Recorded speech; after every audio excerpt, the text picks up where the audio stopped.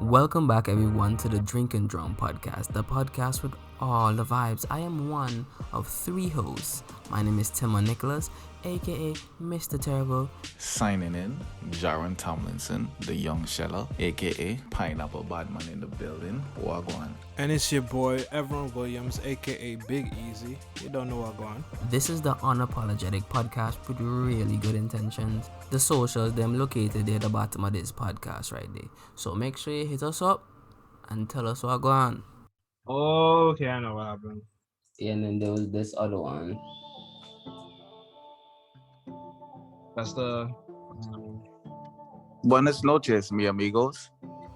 Oh yeah, oh boy, this shit bad. Hello. Niggas dying out here, it's not a joke. We pull up on the block if you ready for the smoke. I give a little trouble and she tell me that I'm good for it. Always got the heat on the beat cause I'm known for it. Niggas want beef, but we always got the chopper ready. Every time I shoot my shot, I feel like I'm Stephen Curry. Niggas ain't talking if you ain't talking money. Yeah, I got a new whip and they be looking at me funny. Nigga ain't no joke, pull up if you want to smoke. Went from trapping in the crib, now we vacay on the boat. Bust down the Rolex, monkey critting on my coat. Stacking all this green, they call it grass cause I'm the goat. Pull up on the scene, these niggas looking at me funny. Them bitches in my section, they about to get it from me. And I ain't got no That's tough. Everyone send me that shit. That's tough. I don't know what that is. to my other friend. What? I thought that was you. Oh, no, it's it's him me. singing. It's him No, singing. but he playing it. Shit, that's tough. That's tough. Like, it's smooth. I fuck with it. Plan to go to some of these on the next podcast after your thing. Honestly, bro, I want to get into music, bro, but I just don't have no place to record, like, and to produce. Cause if I record for myself, bro, like, I can't really do anything with a lot of takes that I'm about to take. Cause I can't just one and done. And Nobody does a one and done. Yeah. listen. That's why I don't do it on this computer because I don't know how to use FL. FL shit. Keep deleting it, so I'm like, yeah. Listen, I don't know how to one and done. I don't know how to catch back on like my last syllable, like anything. I'm just like, bro, I'm pretty bad, bro. And another Wait, thing, is it that you don't know or you never try? you know, a little bit of both. No, it's like you don't know where to start, so you never try. Okay, yes. You just think like, one do but I don't know if to start. Well, Because that was everyone the other day. He got his hands on GarageBand and figured it out. And I was like, well, and I showed Al how to do it in like a night. honestly, garage. If I had a Mac, is all I need.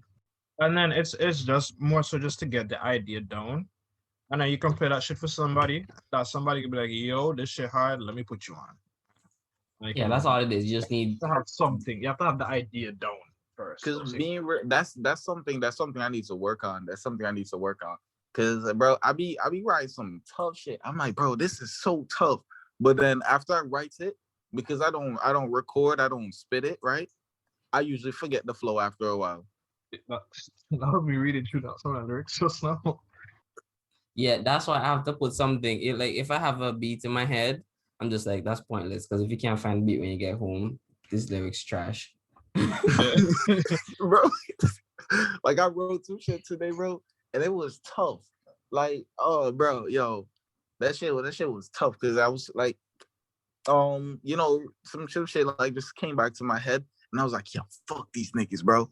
So then, you know, bro, I started jotting down, and then after I wrap it out, it was like, all right, that shit clean. And then later, I was like, yo, let me spit this shit for Al. And I'm like, yo, how this shit go again, bro? I started singing. I'm like, hold up. I'm pretty sure I was rapping this part. So it was a lot. It was a lot. See, that's always the tricky part when I say I can sit down and write something, because I know when I put it to an instrumental, it's just not gonna line up. In terms of when I have certain bars that drop at a certain, a certain way, and then the instrumental it'll hit the way how I wrote it. So then I have to change how I relay that one verse, that one bar, to how the instrumental sound, and then it's a whole different song. And I was like, shit, it's not original. And then because I keep doing it to this instrumental, I lose track of what it's supposed to be, and I have to make a whole new song with these lyrics. And I find it too hard. So I just go get the instrumental and start scratch. The tone of the song change. After the tone of the song change, then you start making like rhymes that don't make any sense with whatever you started rhyming. 'Cause, bro, like you start rhyming something grimy, you talking about death and all of this, then you go home, you forget how everything was, then you start like it's just different. You start thinking about sunshine and rainbows. Okay, it's the vibe and that make you spit what you spit, no? Yeah, that's why most of my theme is basically the same. Sunshine and rainbows. No. No, and then plus Tim and I was recording the same setting too. He always like, let me do some music. Yeah. Yeah, Jack. For me, I always hear something and I'm like, yo, or Tim send me something, yo, send that.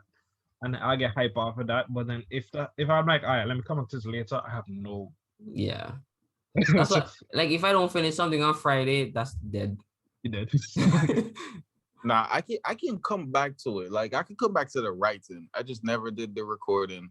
Like I always have my flow in my head, and I always have like a little instrumental playing in my head. Cause like, bro, I live to music, bro. If you ever really watch me, I just be walking and dancing, bro. I just move to my own beat.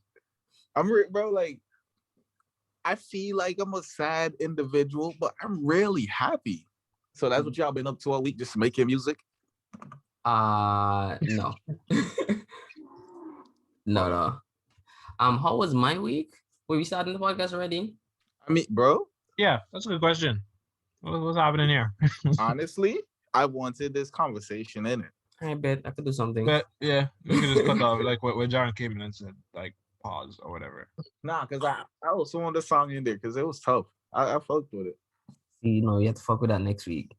Next week, I plan to do like some of my freestyles, and then have you all like critique them since y'all are some music heads, and then see what y'all think about that. Y'all gonna rate my flows, my lyrics, my energy. We can have a freestyle competition next week if you want. Nope. You can afford to be ass. Nah, I can afford to cringe. That's what I can afford to do. Yeah. I haven't been able to freaking freestyle confidently. Yes. Since high school. Honestly, since high school. Everybody used to get B's freestyling in high school. Last time I actually really freestyle, I was with Al. Like we was in the whip, like we was just riding and then like just listening to beats. And like they have to hype me up. Like they drop some bars and I hear something, then I repeat off of that. Then I come in with my bars. But then if you leave it up to me to start, I'm gonna just bop my head and you're like, yeah. 15 minutes later, yeah. It's like, yo, that's the hardest set of years I ever heard. I'm like, Rob, this my ad libs, bro. Check it here, the sequence in which they come in. Look at that. Ooh, yeah. I didn't even time that one properly. Yeah. Check. He just gave me a clutch though. Wait, you don't even have my mic in? What are you talking on? On my computer mic, the built-in one. It don't sound too bad, but yeah. Like so you don't make a difference? No, I can when you spot it, so I can hear the background, like not the background noise, but there's a missing element. You know what they really sound like, bro? You know they really sound like you ever see one like your TV got those like what's that, like that black and white shit? Yeah, and it's just a little slight, there's that little static in the background static. Yeah. Wow. Yo, yeah, I remember how the sound of a fluorescent bulb sound. Yes, the buzz. I hate that shit. You check? But it's also the memory I have of the sound inside my grandma's house. So it's like a comforting kind of sound, but if you were to point it out, I would that's annoying as hell. You remember it's the Migo man them? Because somebody came and said, try this light. And then I was like, oh. It saved energy. Yeah, you save energy. Your current bill go low. Everybody was like, all right, get rid of all these bitches. It's crazy. Bro, that's always in everybody's kitchen, right? Well, I wonder why. What bulb that? The fluorescent bulb. Yeah, that doesn't. Yeah, that's be kitchen light, country kitchen light. Oh, yeah, try to say. No, I'm just saying. You know those long ones that they usually have in school? Yeah, the same one. Okay, y'all, I used to play sword fighting with those because those was dumb. No, because I heard the thing inside of them was poisonous. We used to play sword fight with them. Yeah, the dust, you like it Yeah. poison. So like, yeah, no, I never care. But I used to inhale that dust after the someone that busts in front of you. Pause. Check. After they pop. Mark. Bro, all you do now, you put one hand up just in case when you break, you can potentially get your hand in front of your eyes. Bro, Was it just in case? Just in case. couple time where like it's shatter in your hand and then like you just got mad glass in your hand. Like, Check damn. it, just No, I shake gotta it clean off it. and then throw some water in your hand and you go by your business. So it never made like so y'all didn't get cut and shit. Yeah. Bro, Like you when don't them really get shits used to cut. break, You I don't, used to leave. Bro, I you used to don't like really just get throw stones and okay. all that, just hear them pop. So everyone, you don't really get cut. Like with glass, like it just goes into your skin. It can, yeah, it's fragile. So it's like if you know, like when you have ice that's frozen, but just the outside frozen, not the inside. But And you let me ask scoop something. Let me ask high. you something. Yes. You just said it's like when you have ice that is frozen. That's frozen. I heard that too. Okay, it's like I know ice is frozen. Okay. But I Okay, was just- thinking about like a block of ice could be frozen on one, like the outside, but the inside is a liquid. So it has a icy crust. No Okay. funny I shit. see what I you're saying. always when I really thought you would have described that by saying, you know, when the ice frosty. Hey, If the word when wasn't the ice coming. don't freeze, the block of ice not like freeze through all the way. It's not solid yet.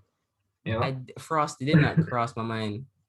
Because I use certain words to describe certain things and people usually understand it. So yeah, you but know, when I use frosty, I'm thinking more of a shaved ice. Fair. Or like, you know, just I a really mean, chilled glass. Like being real, if the ice it's not really frozen completely, it's still kind of almost shaved ice. If you kind of squeeze it, then it breaks down into almost the same thing as a shaved ice. well, that's what the light bulbs are like.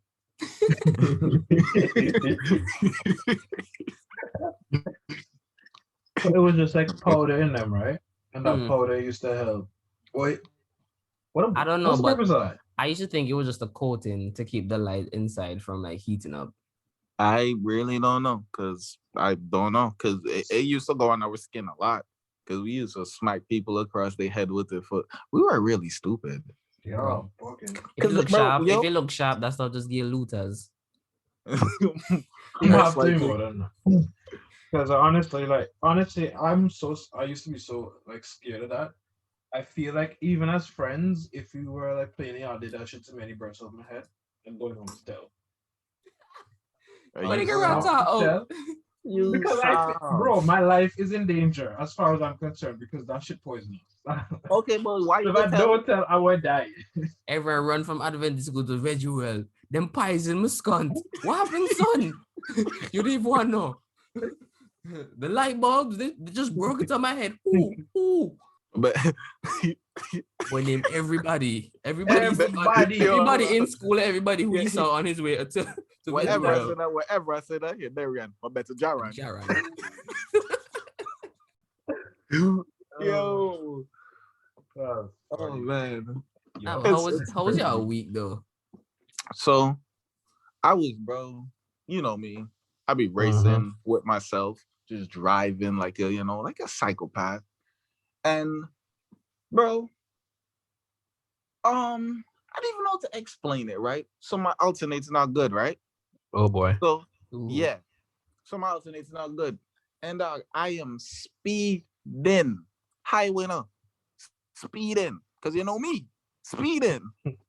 And all I hear the car. I'm like, yo, what the fuck? Like, no. That's not what happened first. What happened first is, right, my car came out of gear. Cause I'm driving automatic, right? So it came out of gear. So I don't see the D, I don't see the P, I don't see the R, I don't see nothing. I'm like, yo, what the fuck, bro? And like my steering locked up and I'm coming on a corner. I'm like, yo, what the fuck, bro? So I'm mashing my brakes. I'm like, bro, what's happening with my car, bro? So I eventually get to pull off at the corner. Well, not really. I was in the road and people was driving past me on the highway. And I was also in the left lane. So niggas was tight, bro. But like, that's really just what happened, bro. It's just sad. Like, everything for me was getting right, and then shit just happens after. Like that's how I know when I'm doing well. When something just weird just happened. Yeah, but just have life going good, and you're like, it's suspicious how good life is going right now. That's what. Yes, Yes. I'm just like, yeah, I think that's what it is. I'm like, that was me 2 weeks ago. something is due. Some bullshit is due. That was 2 weeks ago. So when you No. got the engine water light. Mm-hmm. So I have a very special, reliable thing in my life. Her name is Greta.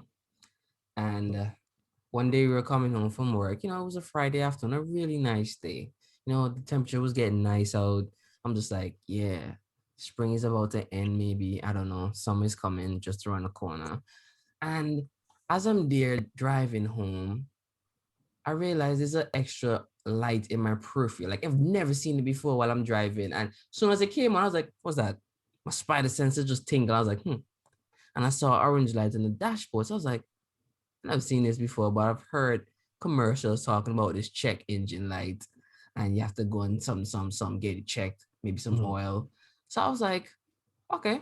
So I went home and I told everyone about it, and everyone's like, yep, sounds like something going on with your engine. You should get that checked. I was like, check engine light, that's what it is.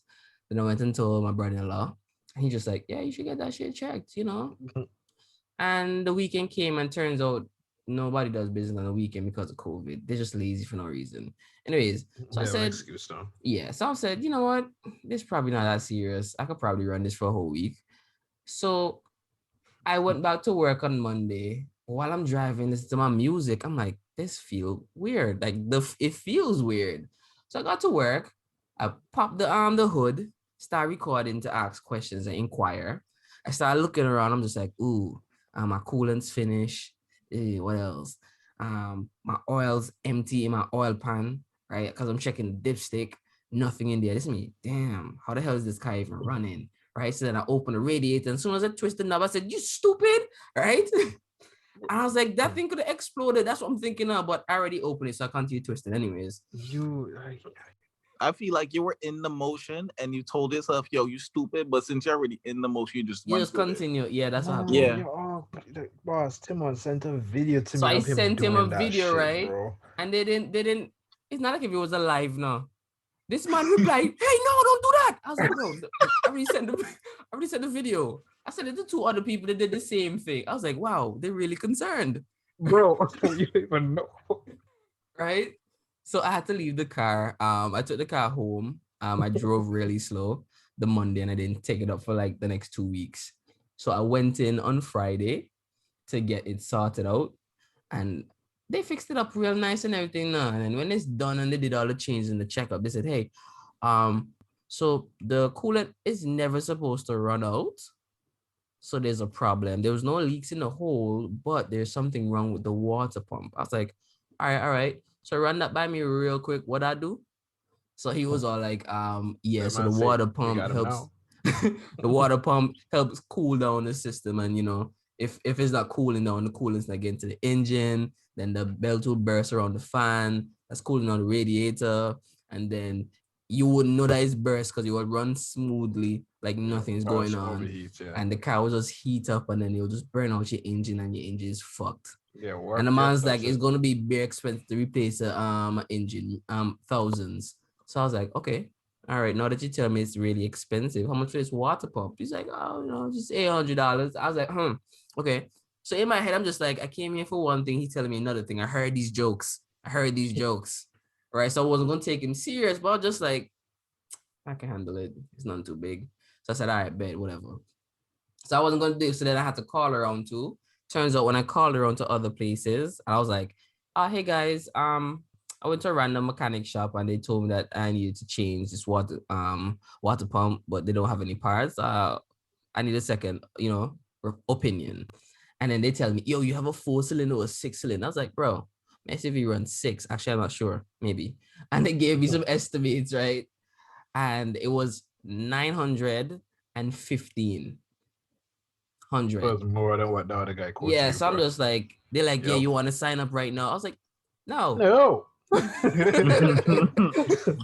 I'm like, so I thought this other guy was bamboozling me. Turns out these guys are bamboozling me. I was like, yeah, Where's the humanity in y'all? That was basically it. That was going on. Oh no, forgot one other thing. Man's got vaxxed. Yeah, yeah. Hand fucked right now. Can't even lift it. That's I can't lift my hands, but it's because I was working out. That's chicken gun, yeah. Yo, Wait, y'all you have that? remember when that was a thing? though? Jared had it. I wanted that shit I- because everybody was I just like, got it, bro. ooh. Man, I wanted chicken gun so I could be a part of the talks. Honestly, I feel accomplished. I got COVID and I got chikungunya. Look at So for that. y'all in the audience who don't know chikungunya, y'all can look it up. I know to spell it. Chikungunya, whatever. it's a disease that you can get from mosquito, just like you can get malaria or yellow fever. Them shit from. I think it's the same type of mosquito, but mosquito. Something Sure. Egypti, something. But yeah, and what you do? It's like you get fever. It's But then joint that shit, pains. yeah, and that joint shit pains. attack your joints, so you literally can't move. You're stuck in bed, like you're just stiff. You Yeah. hunched I mean, over I like know what you Doof and saying, Smurf. Me know you know because I went to last lap with my chikungunya, right? And somebody pushed me, and I felt that shockwave in my body for 2 days. What's the Bro. time to get pushed? Like I felt that push for 2 days. If I see this nigga anytime again, I'm gonna beat his ass. Bro, 2 days I felt that. Wait, see again, your body go into shock. What about you, Everin? No, I never had that. I haven't had anything of significance. I think the worst thing I had in my life was chicken pox. I That's the never only got that. common Got thing that. I've caught. That's the only common thing I've caught from somebody. I was Lucky. in primary school. See I that? think maybe around grade 1 or grade Jared, 2. now he eligible to get the upgraded version, shingles. Shingles. Man, you missing out on everything. Me, But I I don't want am. I don't want it, but at least I want to experience something. Look at all Nah, these I stories don't, y'all I gonna want to be tell. that. What does shingles even do? Cause that shit sound pretty. It sound No, like it's not. it's something with shakes. It like your body shake, right? Ooh, like Chandler. Nope. Yeah, he sounds like a shaking thing. I think you get hives. No, I whatever it is, it's a painful thing. It's something very painful. Pink, I mean, if you're in pain, your body gonna shake. Not necessarily. bro. And again, I mean pain. Shingles. What's the most painful thing you've had happen to you? Like the thing that you're just like, that's the worst pain you've ever felt. Besides pinky, elbow, and hitting in the You mean something balls. that's natural or General, either natural or you hurt yourself. okay. Mm. Obviously y'all know it's me and a bike. Bro, Oh, one time. I didn't know you felt that. I thought you were just in shock. So you're just like, damn. No, bro, no. This one was different. It was in front of Tim on crib, and we were like, Khaled came. He had a bike, and we had a wheelie competition, right? So I told myself that you know what, to beat these niggas, I'm going to wheelie, run up on the sidewalk. Cause remember how Timon like his driveway is. So I can run up on the sidewalk and say I'm a wheelie on the sidewalk, and then I'm gonna bounce the bike off, like in Pokemon Emerald and shit, where they bouncing on the back Across the wheel. rock. Yeah. Yeah. I'm gonna The bounce stunt that bike. shit off, and I'm gonna spin back, and I'll be like, yeah, beat that. Apparently, I can't do none of that. Bro, I went to wheelie the bike, and I truly don't know what happened. Like I just don't understand what happened because I can't comprehend it. But I hit my balls, bro, and like after I hit my balls, I fell on the floor and I hit it again, bro. On the ground? Yeah. So I got up, right, and I had this immense pain in my balls, on my dick, and climbing up in my stomach, bro. Like it was just up there. It was just climbing, like it was beating against my bladder too. So I was like, yo, I got pissed. But I'm like, yo, I don't want to go into my house to go piss. So yeah, because Timon, his dad was sitting in the dining room. Wow. Nah, in the dining room. So because the dad was sitting in the dining room, I'm gonna walk in the door and I'm gonna see him, and I might have to say, "Hey, Teddy," and then Teddy, he just mystical. So I like he don't really answer you, but he puts his hand up, and that shit intimidate me. He So acknowledge you. He just acknowledge you. Yeah, so I'm like, you know what? I'm not going into Tim's house. I'd have to walk past his mom, who always in the kitchen. So I'm like, all right, let me head home to go take this piss. So I was like, yo, I'm gonna see y'all niggas later. That was really my voice. Like I was humble. And I took my first step and I realized that with my leg rubbing against my balls, that shit hurt even more. So I had to take a wide step. And I took another wide step, right? So like I wasn't really moving my leg like You're waddling. forward. I was waddling like, yeah. And bro, after 3 of those steps, I was like, bro, I gotta take this piss now. So I'm in front of Daniel's house and I whip out my dick in front of the shrubs and I took a piss. When I took that piss, I saw blood. And I'm like, yo, what the fuck? I pulled my pants back up. I said, you know what? I'm gonna just go home. I'm gonna take a nap. I'm gonna go home. I'm gonna take a nap, and hopefully this is better when I woke up. When I wake up, bro, I woke up and it hurt even more. Bro. Like I really don't know how to describe it, but like the pain, it was centralized there, and it felt like needles. It felt like something was just shocking me and just poking me at the same time. So yeah, it was painful. When I finally went to the doctor, like 2 days after, they said I had like some shit like ruptured in there. I'm not concussion. No, no. Some shit was ruptured in my thing. Oh, you know it's crazy too? The nurse was a female, bro, and she you know, she got like touch my dick and whatnot. I was like, yo, don't get hurt, cause like she like, you know, she damn near massaging my shit. I'm like, don't get hurt. But I'm closing my eyes. I'm thinking about old people and all type of shit. Like, don't get hurt. Bro, in that moment, when you ask, like, what kind of conversation you can ask, like, so how often do you do this? Like, how, you know, it's like when you do this kind of thing, does everybody normally get hard? Like you ask questions? Because I feel like I need to know. I was embarrassed, bro. Yeah, I wouldn't ask because I feel like me asking about it gonna make me catch hard. I would be embarrassed and nervous, but if it gets up, I need to have this talk with this woman just in case I see in the streets. Yeah. So we good, right? Yeah, we good, right? Like, but yeah, that's the most painful thing that ever happened to me. It's crazy because Caribbean people, the cure all is sleep, vitamins, and seawater. But yep. When I broke my arm, bro, I went to sleep and I woke up the next day. Well, I damaged my arm. I went to sleep. I was like, where is going? Yeah, I damaged my arm. I went to sleep. I woke up the next day. My arm broke. I couldn't move it. But I think this guy was walking with his hand out of, like his shoulder out of place for like a week or something. Like how, John, you just mystical. You as mystical as Teddy, but just in a different way. Bro, you know, but bro, it's always from a bicycle. Boy. Try again, bicycles are not rated E for everyone. Bro, but the craziest thing, right? When y'all were talking, and I was thinking, like, yo, what's the hardest thing I ever got, right? A memory got unlocked, right? And it's a painful one, because as soon as the memory hit me, I felt pain. And I was like, yep, I know why I forgot about it. That boy traumatized. Right? So we went to a youth camp, and I think it was my first youth camp, right? And me and Brandon were there, and we were down in the mess, because for some reason, right, for the whole camp, they were feeding us soup. And on the Saturdays, we get like macaroni pie.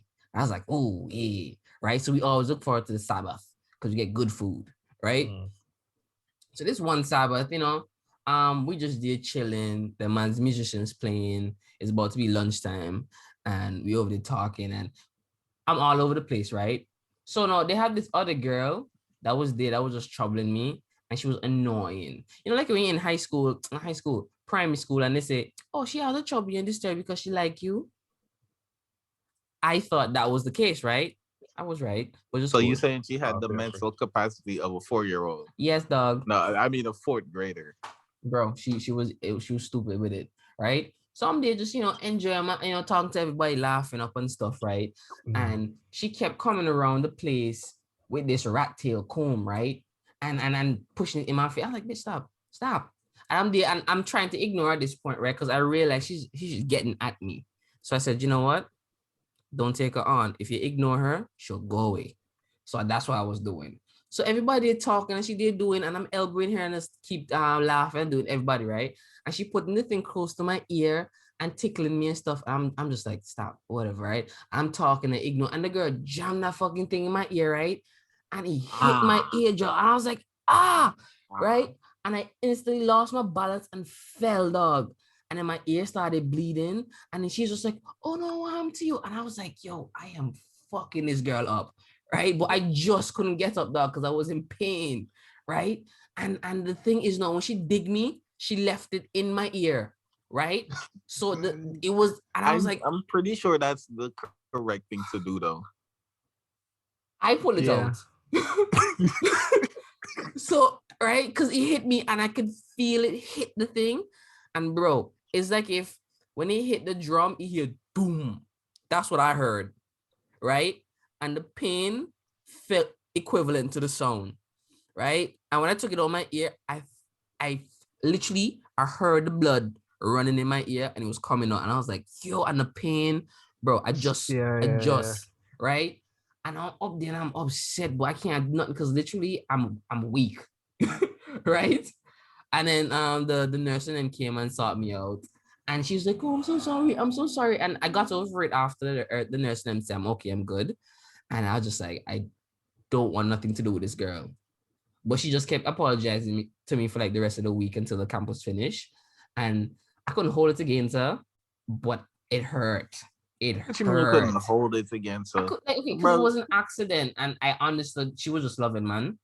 But like, it was an accident. She didn't purposely mean to hurt do it. You, but she meant to do something to you, but she didn't mean to hurt you or to And I can't get mad at people for like shit like that. And after a while, it did stop hurt me. But every now and again, when I think about a sharp object, I feel the pain in my ear.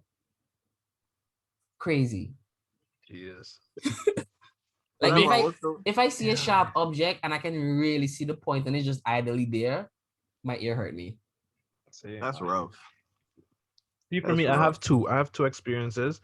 One, it used to be the top of the list, but it happened when I was young. So like I feel like the memory of that pain got downplayed, so I don't have it as my top anymore. But I recall it being my top at one point.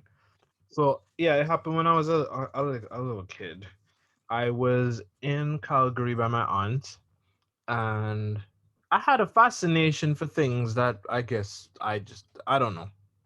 The specific thing I had a fascination for this particular day was toothpicks, right? And they were on this, it wasn't a dinner, there's just these tables in people's houses for no freaking reason, because you're not sitting there. It's not around anything, it's just like against the wall. I guess you might maybe put a lamp or something cute on top of it, but it's like against a long table against the wall. I think it had like a cabinet, it had drawers and stuff, but it was just for decoration. And she had a tin of toothpicks on top of that.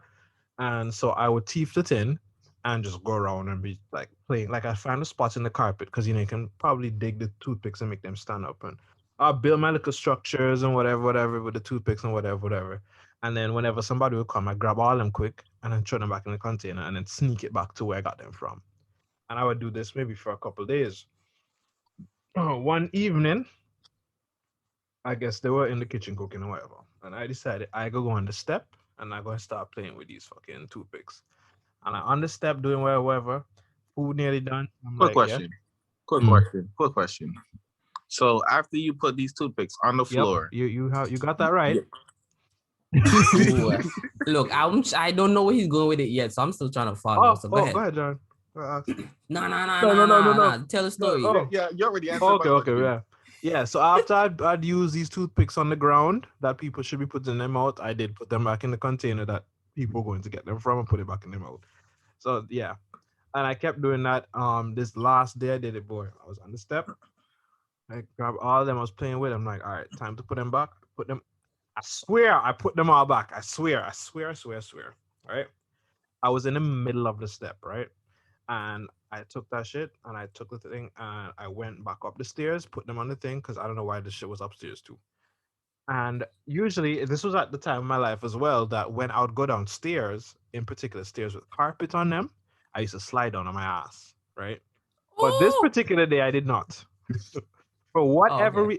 when I tell you, if I went down the stairs 10 times a day, I would slide down every single time because I was fascinated with stairs. I didn't come from a house that had stairs, right? So stairs are cool too. Oh yeah, because their house have escalators. An elevator. Anyways, Makes sense. so this particular time, I decided, you know what? And I remember thinking this in my little brain. I said, no, let me not slide down. Let me walk down the stairs like a civilized person because I just been sliding down this whole time. And I walked, boom, boom, boom. And on my third or fourth step, I just felt a sharp pain in my fucking foot, right? And, the pain don't hit until you kind of know what's causing the pain. What? So I felt it, and I Yeah. was like, "Oh, what's that?" So I drops it down on the step, and then you lift your foot on top of your knee, and you look on, and literally half of the toothpick is sticking out of my foot, which means the other half is up in my foot. Right? I seen that shit, and it didn't bleed or nothing, right? But I seen that shit, and instantly the pain hit, and I started screaming.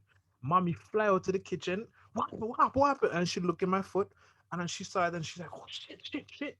And then my auntie got what? Saying the whole house in pandemonium over this, and basically they scooped me up and took me to the freaking hospital. I remember just driving in the car. I'm like, "Yo, I'm going to die. They're gonna cut off my foot on me." For a toothpick, Bro, I was 4. What the hell I know?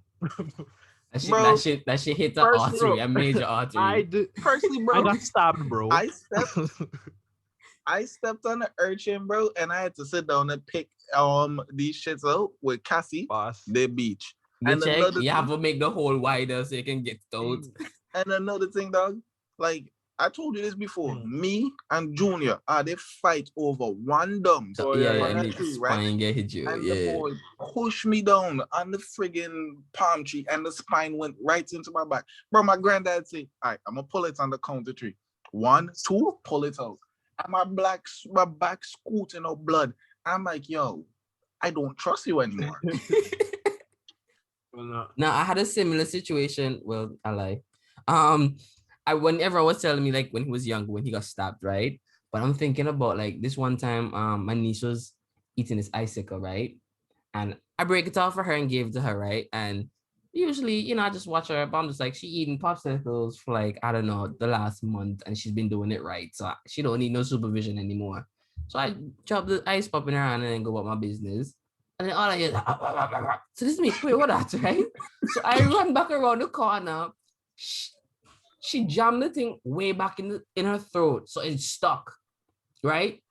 So now she not getting no ear. So I'm like, what are you doing? Right? I'm talking to her like, take it out your mouth, right? And her hands then was flailing. I was like, Timon, clearly she can't, right? So I grab it and pull it, and literally I'm lifting her, right? So I had to grab her neck and yank it, right? And I'm looking, you okay? And I'm looking at her mouth to see if anything happening. Nothing happened to her. She just grabbed up my hand and continued eating. I was like, girl, what? I was so scared because I didn't know what was happening. I was like, fear has she could have died. But it's the fear part of it too that makes everything so bad.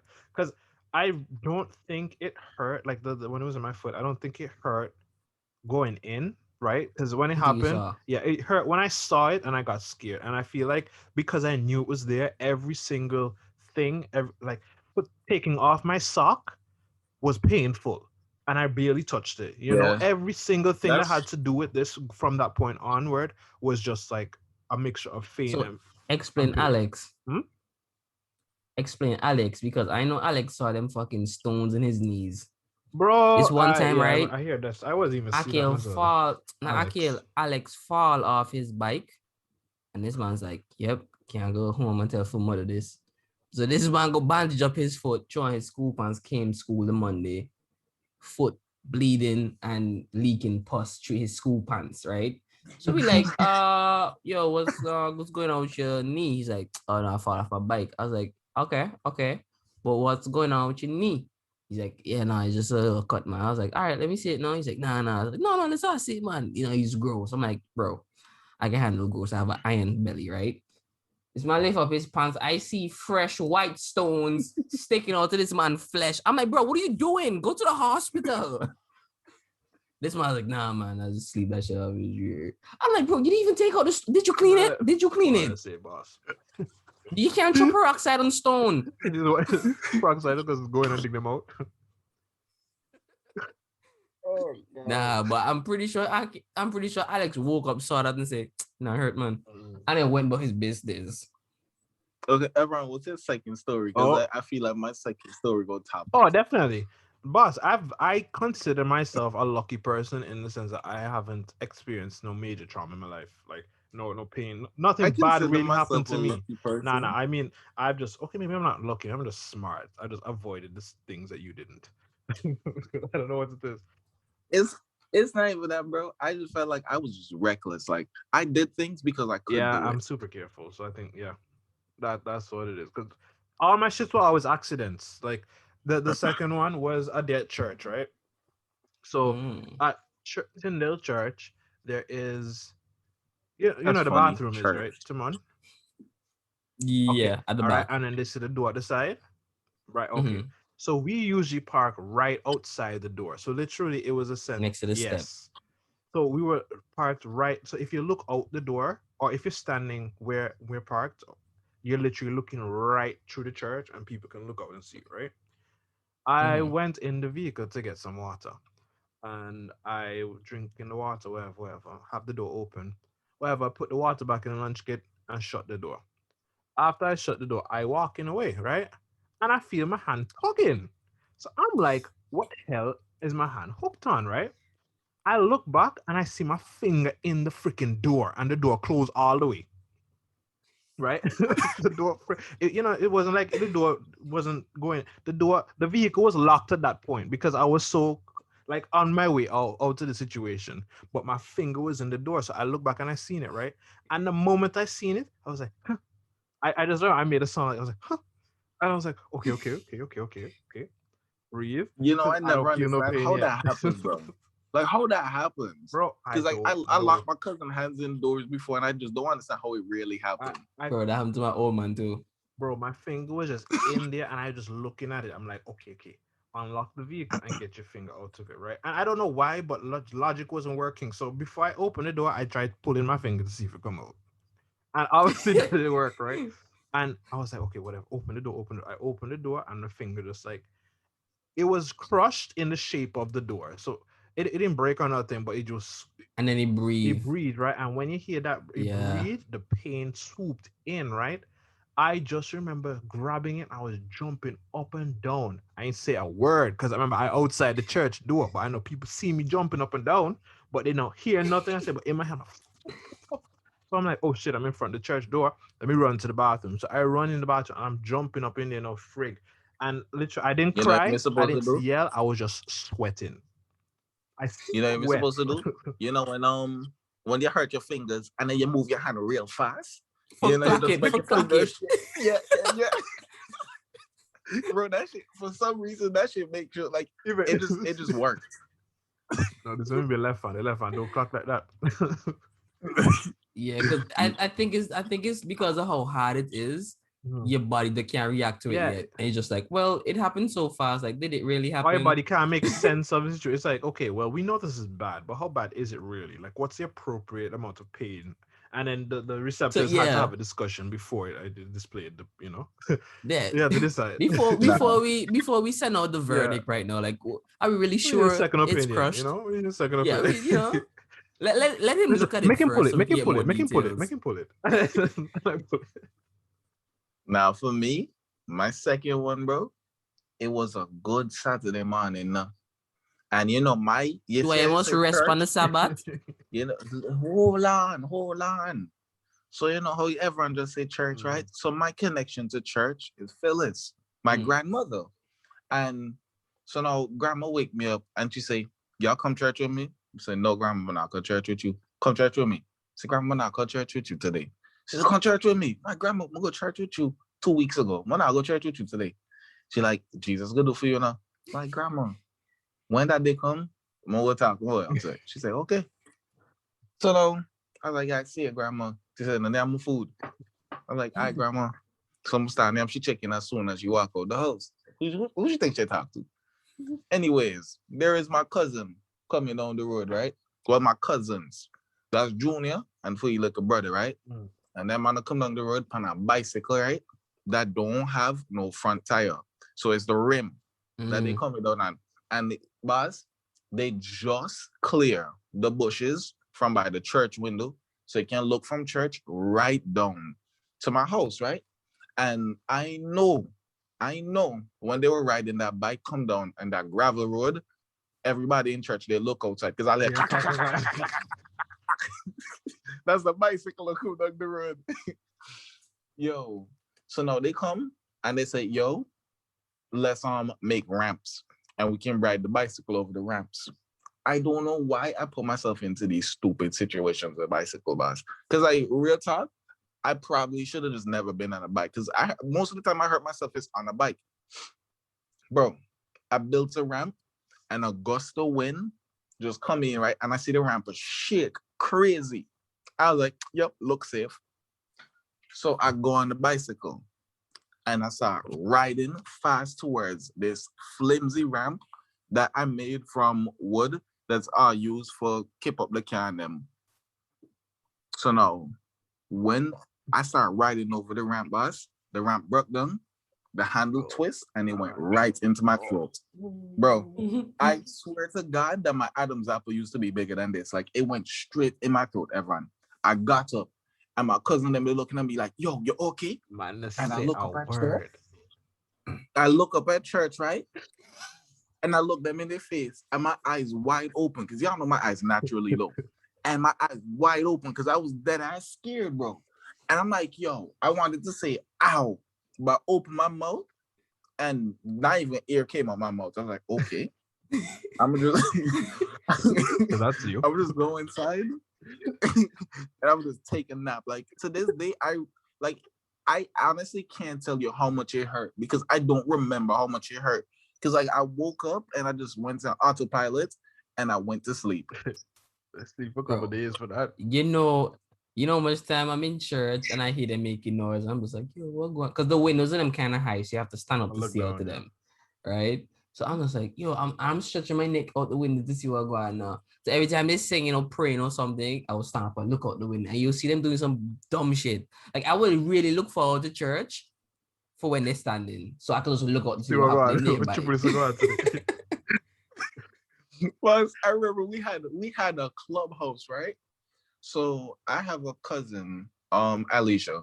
She do here. It's Brazen Tresses. I don't really remember. I think that's her Instagram name, right? Bro, I don't know, but she's sick with it. Yeah, she go crazy. Everyone look it up. Like, we got plug her. Sure? Yo, so Alicia, you know my cousin buddy. If I see her. Yeah, yo, she's so flat, dog. Yeah, so she older than me, and we had a clubhouse, and I told her that she can't come because she not old enough to come to the clubhouse. The young one tell the older person that she not old enough to come to my clubhouse. This is where the fires start from now. I need to burn down the clubhouse. Start on big wildfire in my backyard. Big wildfire, fire truck, I will come. I out the fire. Yo.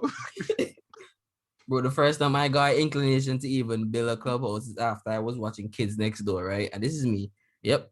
I'm gonna be the numero uno in my village. I used to pull resources from my uncle Tony, because he used to do construction and shit, right? This man started making his own blocks, had plywood and 2x4 just piled up in his yard catching moss. And this is me.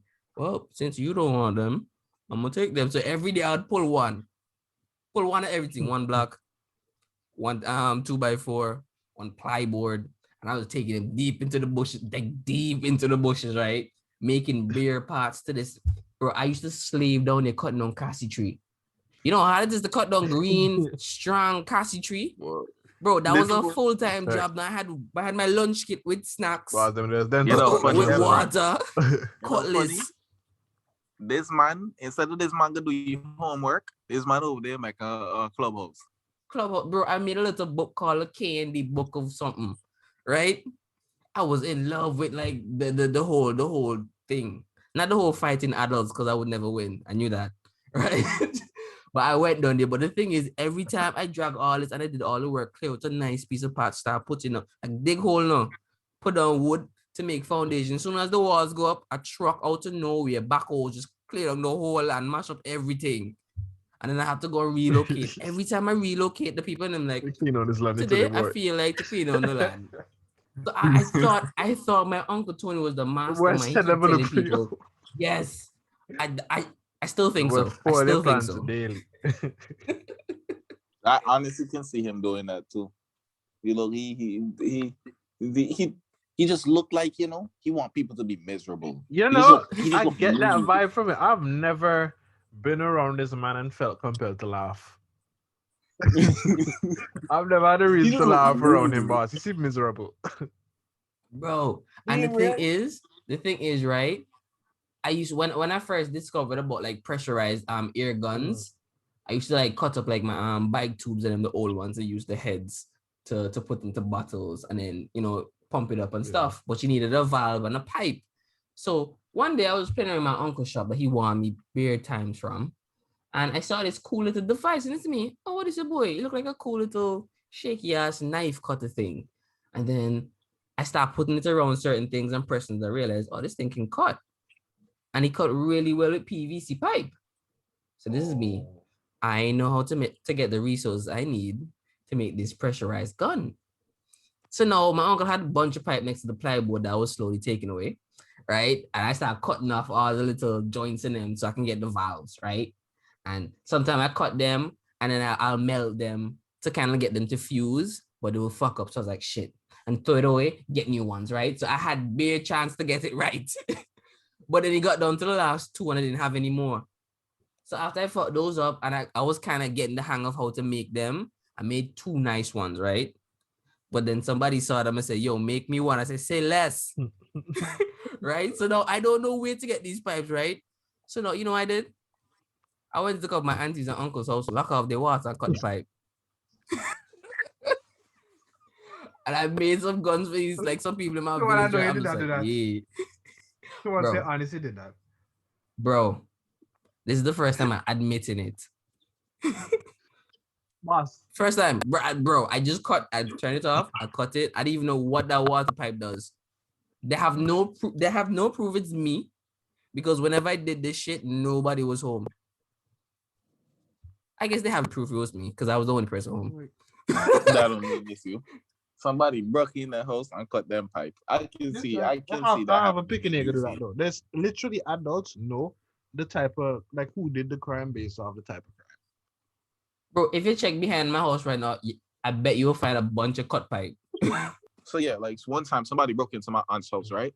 And like I know it's a young person broke into the house, right?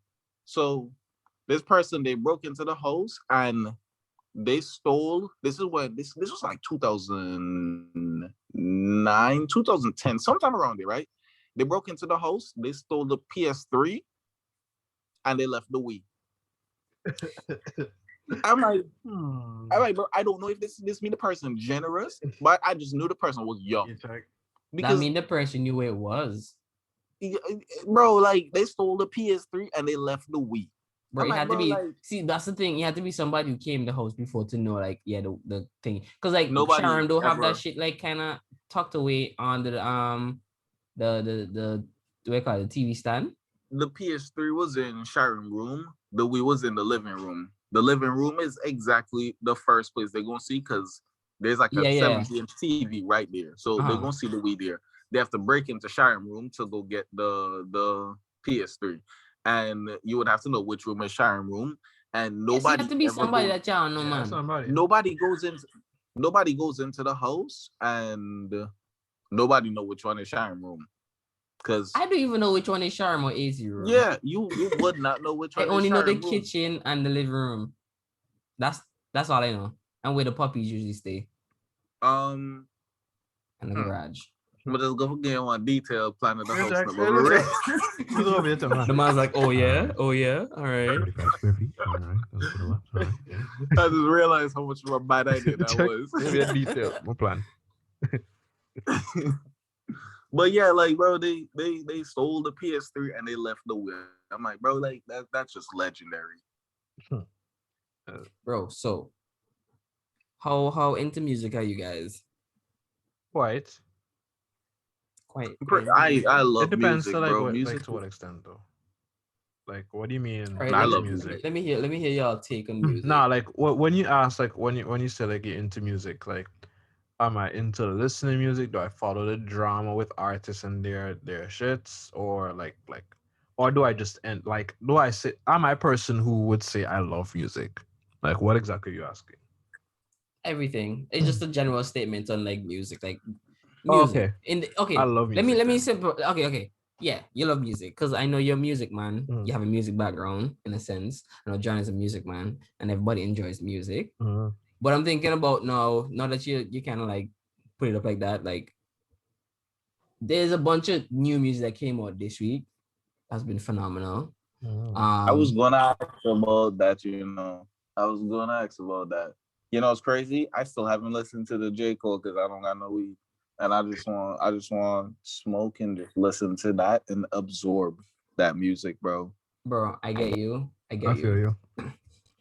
Because when I listened to the J. Cole album, right, I went out. Ooh, Mhm. I need to tell y'all this thing, right? Okay, so I went soon as the album dropped, right? I had problems. Y'all can hear me? Yeah. Yeah. You sound choppy for some reason. No, you Anyway, sound clear. so I went outside to go listen to the J. Cole album, and this is me. Yep. I'm gonna get high outside, just smoke and vibe, right?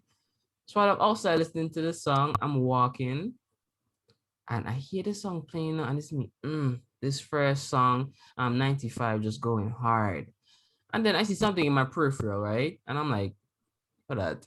I look over, and there's a raccoon looking at me like if I'm about to rob him, right? But I'm looking at this raccoon like, hey, he about to give me rabies. So I'm looking at him, he looking at me, and bro, I'm just like, do I run? What do I? So I danced away. I literally just like popped my head and I danced away to the J. Cole right back into the house. And this is me. I think I'm high. Cause why would you dance away? Right? That's actually a safety mechanism that Black people do, you know? Like, nobody thinks a dancing person is a threat. If you think about it. I mean, a raccoon isn't somebody, so it might think you're acting weird. Don't sleep on raccoons, bro. Raccoons are intelligent. I'm not. Bro, I want a raccoon so bad, bro. I want a raccoon so bad.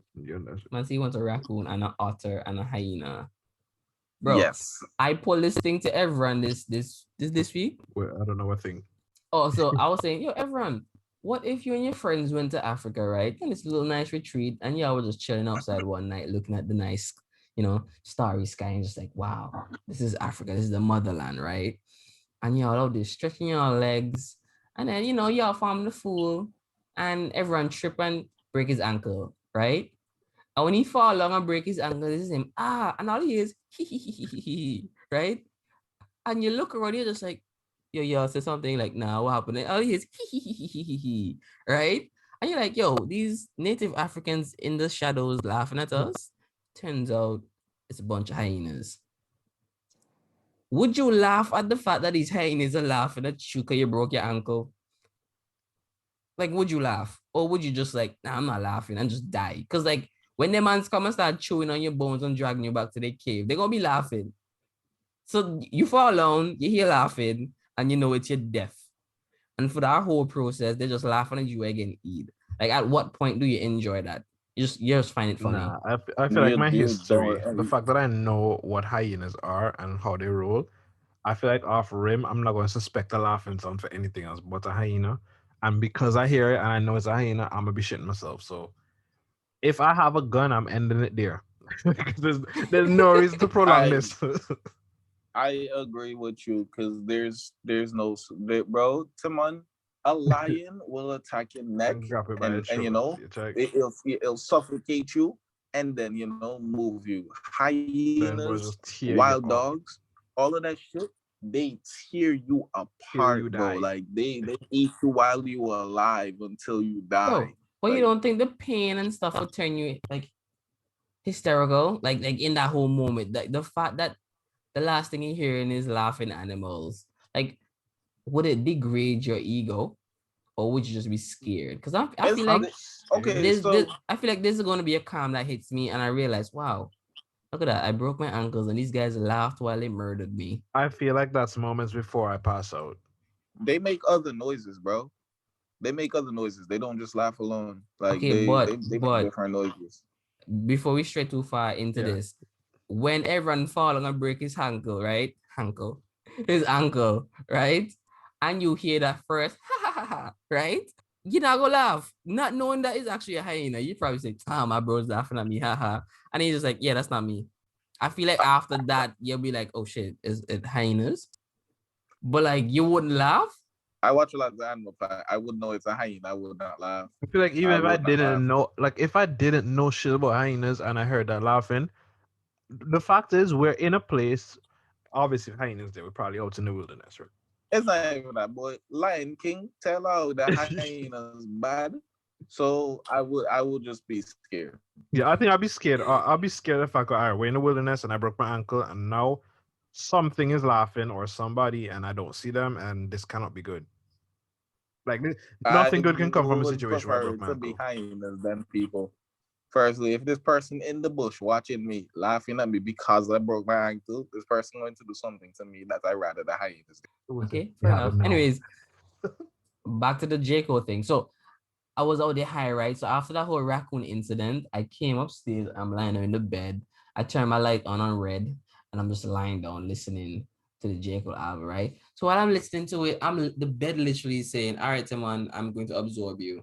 So I'm there like literally wiggling like Squidward on the bed, listening to this song, and I'm just like, "Yo, I made the right decision getting high to listen to this album because that shit was hard."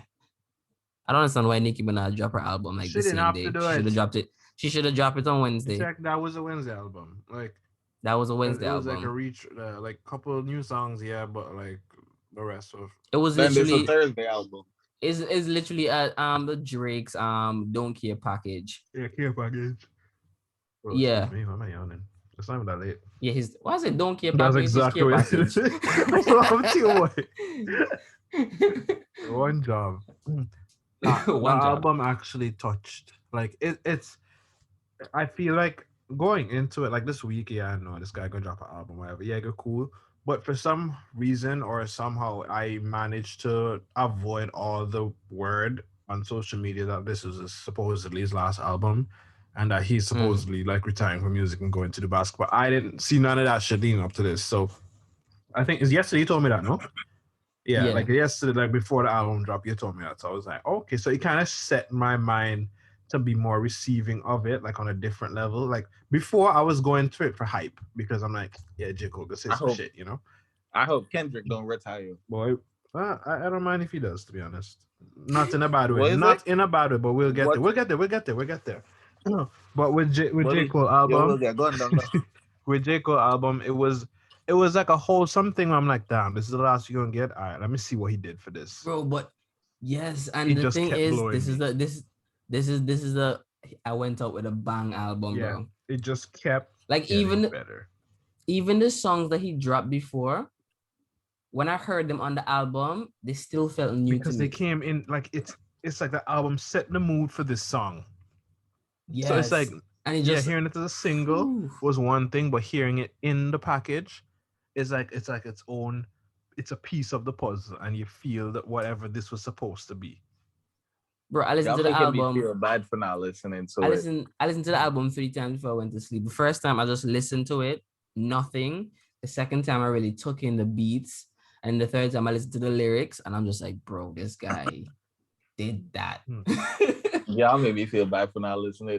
You know, it's crazy. I've been on Twitter, right, like all day, and I see Twitter. They just talking about it, bro. They say J. Cole spitting like he got the rent to pay. I'm like, all right. The boy spitting like perp. Who were we talking to about that? Where people spit, like I don't know what was it. It was rappers when they're rich and they don't make it. They work, the quality of work they produce tends to drop because they don't have that. Yeah. Oh no, you're on Fortnite talking. Okay. Yeah. That's what it is. But like with J. Cole, with that one, this nigga rap like he's still trying to make a name.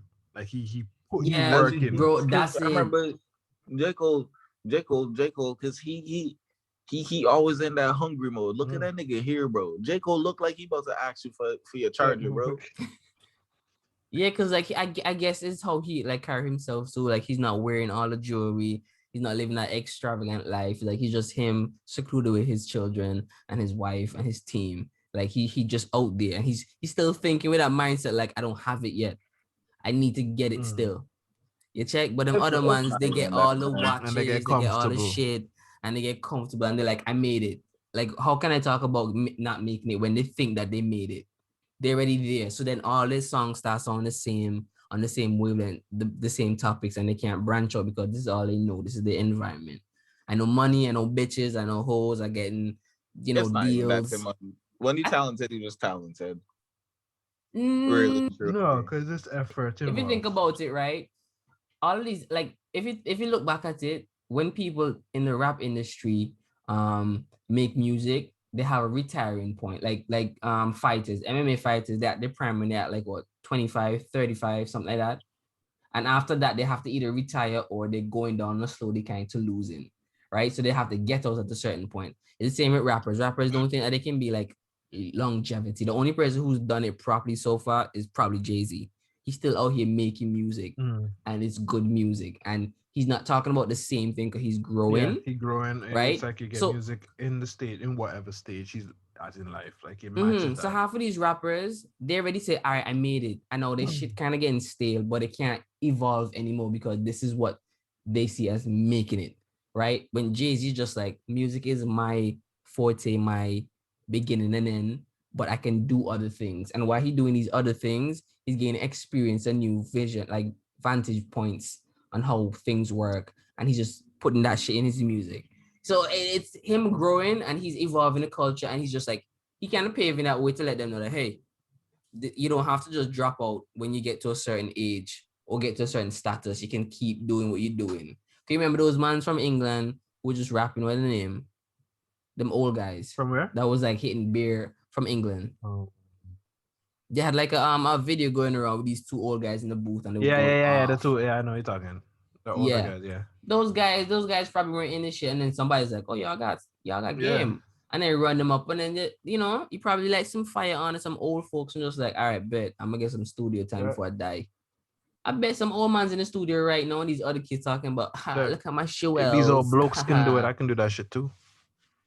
Nah, but I read music, dog. Like I have to really like the majority of the time when I listen to music, I'm just listening to the outside. I never really try to take in the lyrics until like further on in life. So it's like I enjoy the music for what it is. And then while it simmers down and I'm listening to it over a period of time, I keep finding new things. Like whenever I listen to a Lupe Fiasco, every time I listen to Lupe Fiasco, I learn something new from a bar. I'm just like, bro, this man been playing these along. Like this don't just mean this. And this comes back again later on. Like the connection is always there. I'm just like, bro, every time I listen to a Lupe Fiasco album, I just smile and say, this guy is a lyricist. There's a lot of lyricists out there, but like some of them, they do it well. It really depends on like the type of music that I'm listening to. Cause I listen to a whole lot of different music, bro. Like I listen to pop, I listen to rap, I listen to trap, I listen to some hood shit, bro. I listen to underground shit. Like it really depends on what I'm listening to. So, like pop shit, that's for a vibe. Let's see, pop is for a vibe.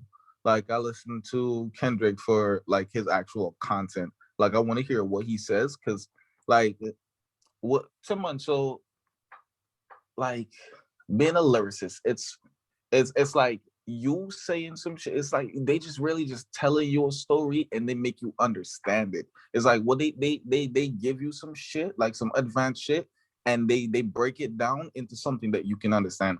Like how you say like Lupe. I don't really like music where I have to overthink.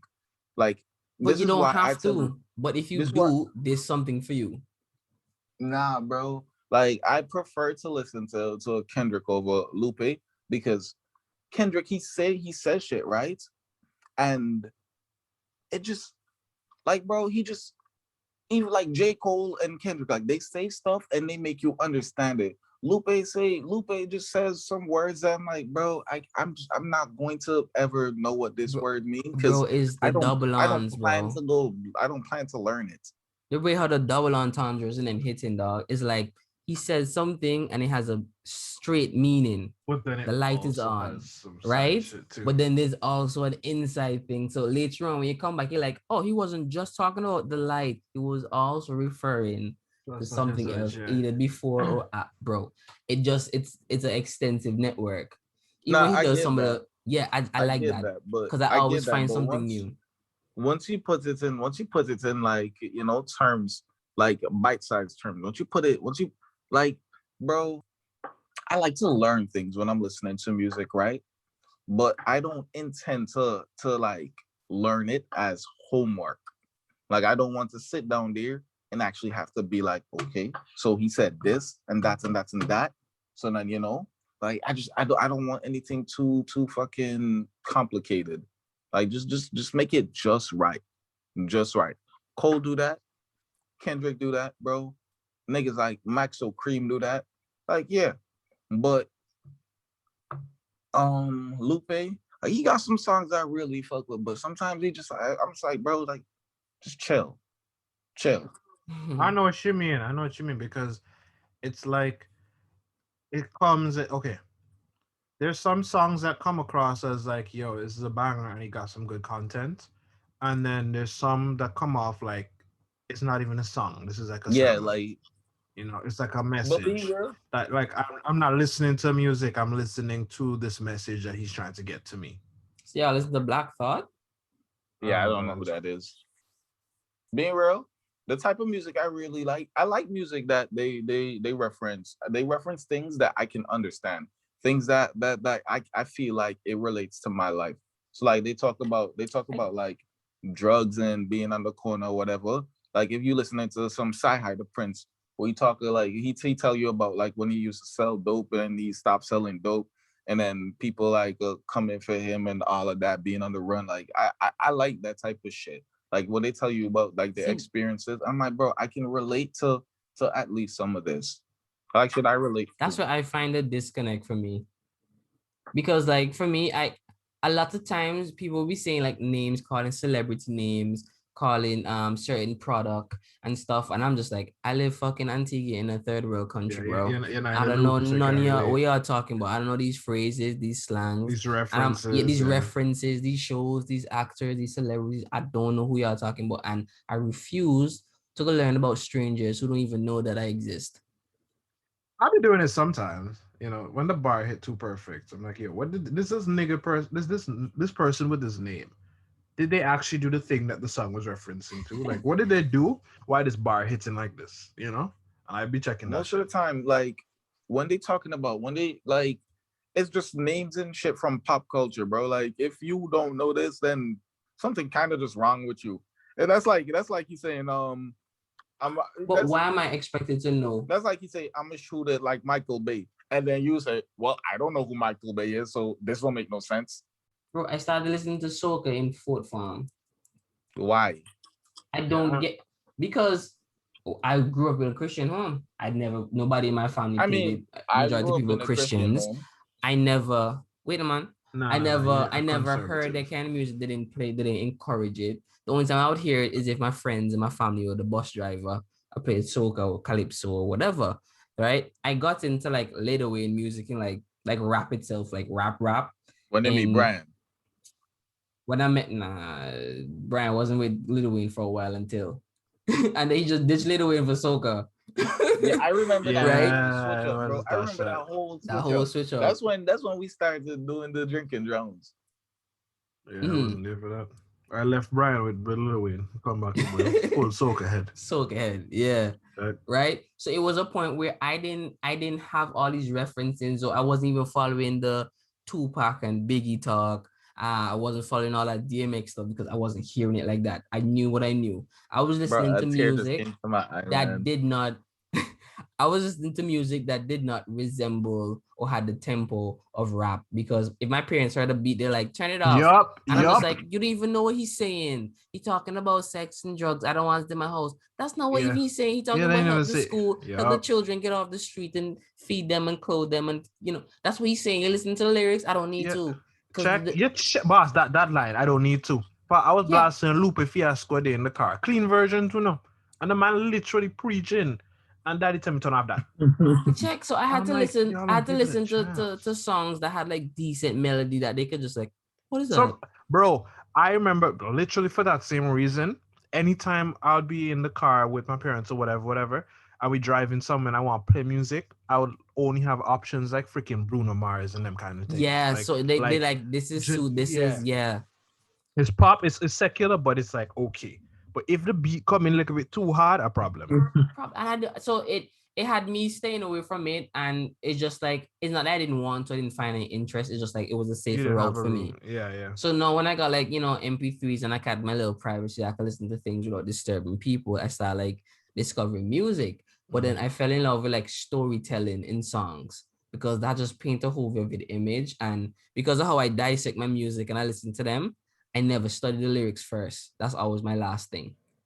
So I have to enjoy everything and realize, these engineers really put in the work, because I like when I'm listening to a song and I hear a certain key, a certain tone, a certain pattern in music, and I'm just like, that reminds me of that other song, because the tempo is the same and they use the same sample here and there. I like listening to those and finding those key things. I'm just like, or like they have certain songs that the whole song is trash except for certain sets of melodies and bars, and it just goes. I'm just like, this couldn't have been. They couldn't do this part any perfecter. Like it's perfect. You can't get better than what they did, and the whole song could be trash. So I listen to songs like that, and every time I find one, I say, "Ooh, that's it." I like that whole song just for that moment. I know what you mean. I feel like I'm in between you and Jaron in terms of like even like the taste of music. I think in general taste, me and Jaron might have like closer to that, because Jaron spectrum is just as wide as mine. But for me, I listen to music as a musician, and I hear the music for not what it's saying or what I hear it for what it sounds like, right? And not just the tone. Like, it's like I hear it as a production, not just the beat. And then I'm like, okay, I like this beat. No, I hear the beat. And while I'm hearing the beat, I'm hearing the layers of the beat. You check the strings, and then while I'm hearing the layers of the beat, the flow, like the everything. The beat. And then while I'm listening to the beat itself, I listen into how this person's tone and flow are complementing that. Yes. Beat, right? Yeah. And then it just starts creating this. It's like a kaleidoscope of like freaking, just like I'll be listening to music with my eyes closed, just in my room, and it's just like the music just warping. I seen it part by part, and I'm feeling it in that way. And then it's like the lyrics. When the lyrics start hitting me, I don't think the lyrics be hitting me on like a first listen or whatever. Yes. The lyrics hitting me after I've been used to the song for a while. So like, because I usually listen to music if I'm alone listening, and I guess I'm paying more attention to what's being said. But most of the time when I'm playing music, I'm usually like driving or something. So the music isn't my main thing, right? So I'll be driving, listening to this song, and I've listened to it before or whatever, but I didn't pay attention to it. And I might just maybe be driving, I look across the road and I hear something, and I'm like, what I just heard? And then my brain plays it back. I'm like, yo, this man did not say that. And then it kind of just sparks like an interest there.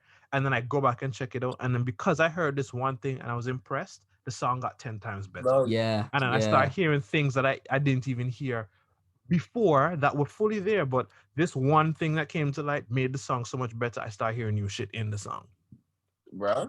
So that's with all music. Like, that's why I be listening to UK shit, African shit, like soca. Like I listen to every freaking thing, because in literally every type of music, every artist that makes music, some people are like, oh, this person trash, whatever. I'm like, boss, there's something in there that's good that I can appreciate, and that's why I be sending to Munchin, to like, yeah, that album trash. I'm like, no, because I have to crazy man. I understand when you all send me stuff, recommendations, but I'm just like, I can't, because you all like it so much and hype it up, my expectations high, so I have to discover it myself. That's all it is. Because if I listen to it and I'm just like, I'm not in the mood for this song, I am not gonna like it. Like, bro, when I started listening to Nipsey, what his name? Nipsey Hussle. right? I didn't want to hear this. Like, just end this talk. When he died, I heard a song. I was like, "Oh, this song nice," and I sent it to them, and they're like, "Bro, that's old." I was like, "Oh, word." Yeah, That's when I discovered it. Bro, I remember when we put Timon on to T Grizzly, right? And after T Grizzly not popping anymore. That was like 3 whole years after. There's Timon sending us Timon playing first day out. I was like, nah. I'm like, bro, where you this at? nigga been out. I annoying with this shit. Bro, that's when it hit me. I was ready for it. I was ready to take on the music then. It wasn't for me before. Now it is. Everything have its time. Just cool. I feel like in a sense, you use that as an excuse to not give it a chance in that moment. Because music literally has the power to create the mood. People say they listen to music when they're in a mood. Nah, the music I'm listening to tell me what mood I'm in. Yes. Everyone. So you're telling me, like, I just drove home, right? Listening to Gunna, right? Yosemite. And bro, when I first heard the song, like, cause I didn't hear the song in a minute, and the song started playing, bro. And mid shift, right? I took my foot off the clutch. Like, I'm in traffic. I took my foot off the clutch. I took my hand from the gear shift, and I press repeat. After I shift that gear, I ended up home. I don't remember anything. I don't remember anything, bro. I was just vibing to the song. I sang that song maybe like 5 times, and I caught myself parking. I'm like, wow. Someone like music is a vibe. If I listen to, I just drive fast. Like Young Thug cannot play in my car. Yeah, there's certain songs that have my foot heavy. Well, it just have me, bro. Like I shift gears a certain way when certain songs are played. Like I feel more like, bro, it just creates this vibe where I'm feeling so good. When I listen to some Pooh Shiesty, bro, I bang gears. First off, let's put some respect on gospel, because I don't know how often y'all listen to gospel, but whenever you hear a nice gospel, right, that shit just hit. As a musician, gospel music is top tier. It is. It really is top tier. There's no genre of music that is better as than a musician. Not just in the words. Gospel. Bro, you missing out. That's the thing. Bro, gospel is like, I play bass, right? I have 2 bass guitars sitting out here looking at me, and the only songs that they well, I guess I play maybe like a funk, maybe like a Bruno Mars or some shit, but like generally all the music I be playing is gospel. Whenever I say, yo, let me practice playing, right? The only thing I can pull up is gospel to practice, because gospel is just so built for just harmony and just different layers, and it's just soothing. It's like, bro, it's like 2 things. Like soca music, you can never be upset and listen to soca music, and you can never be down and listen to gospel. Those 2 genres will lift you. Gospel literally pulls your soul down. I listen to soca when I'm cleaning. Gospel make me cry, boss. I listen to soca when I'm cleaning, and honest to God, energy. I don't remember cleaning, but the house just clean after, so the house shine a bitch. That's what it is. One soca start playing, you're just like grooving and you just want to move. When the music hit me, and it just like, oh, this sweet boy. You pilt your waist, go to the right. You check. Oh, they pong up that fetching sink there, me washing dishes. Like music gives you, and that's why I understand when they say, oh yeah, the devil just use music and get into people. Because like, yeah, there's times I've been listening to music and I feel like, yo, I'm in the bank line banging some tunes. I'm like, yo, pardon me, just want to thump off this man's head now. The man in front of me, jive a thump in his head now. For no reason. I obviously would, it doesn't compel me enough to actually do it, but the thought is there because of this mood I'm in, because of the vibe that this music give me. Just give me this. I just feel powerful. I just want to release this power. That's how I feel when I listen to like some Sada Baby, that's some hood shit, right?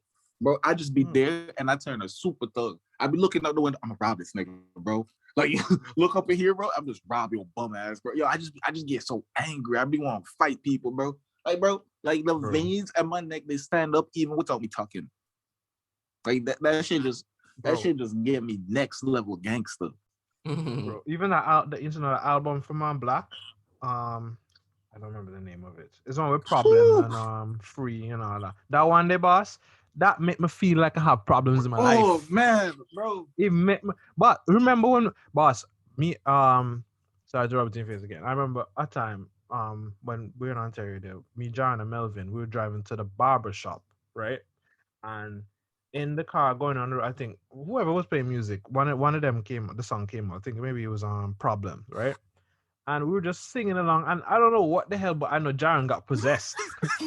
Jaron jump, the car driving, and Jaron halfway out the window yelling and screaming the lyrics to the song "Go Down the Road, Boss." And I was like, bro, this is lit, but I feel the pain. But there was no pain to be Bro. felt. No, I real life had problems, and I didn't even have a girl. Yo, For the music, just create that atmosphere, bro, and it's just a vibe. nah, man. And then when you Nah. grasp on top of that, a problem. I love music, man. Yeah, like nothing beats music. Like if all I have, if I'm abandoned in this world, and I have internet and I can only access one thing on the internet, I think I'm gonna pick music over. Corn? Oh, sorry. Huh? Corn? Honestly, bro, I would prefer to be blind than deaf. Oh, definitely. I think so. Cause like literally, I already know what things in the world look like, and I feel like it doesn't get much better than that. I don't know. Music, that shit evolves. I do love me some music, but I like seeing. God gave me Uh, small ears and big You know, eyes. So I'm okay with not playing another game if I can listen to music. Yeah. no, I just like seeing the world. Because if I can see you and I can't hear you, and most people cannot communicate with me because most people don't know sign language. All this Bro, how is music, that not- everything on news, like there's two. You're actually better off being blind. How is sign I mean, language that- not mandatory Or they in could just school? write Like a everything to you subject. and just text you. Yeah, they could do that. They could do that. They could do But, that, everyone. you know, Everyone, they could do that. They could. But that's in certain situations. No.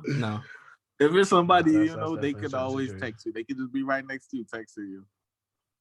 If I don't I know, mean, but like, then you're probably not gonna hear your phone alert. No, you just have them vibrate always.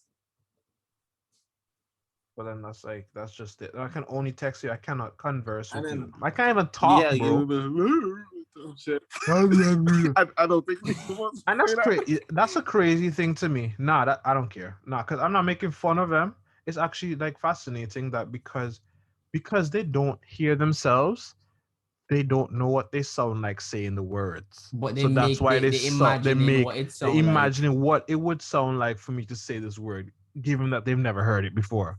Check So them deaf and see people that move be your talking, mouth. Bro, they check? making fun of you.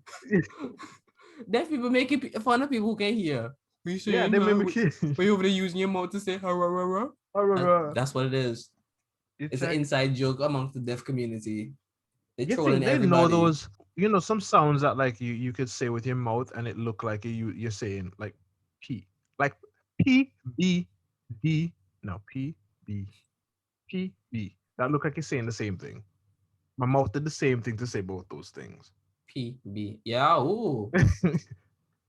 C C P B. No, see, whatever, bro. But you know, it's like I don't know, man. For deaf people, it's actually. Yeah, I don't know if I could do deaf.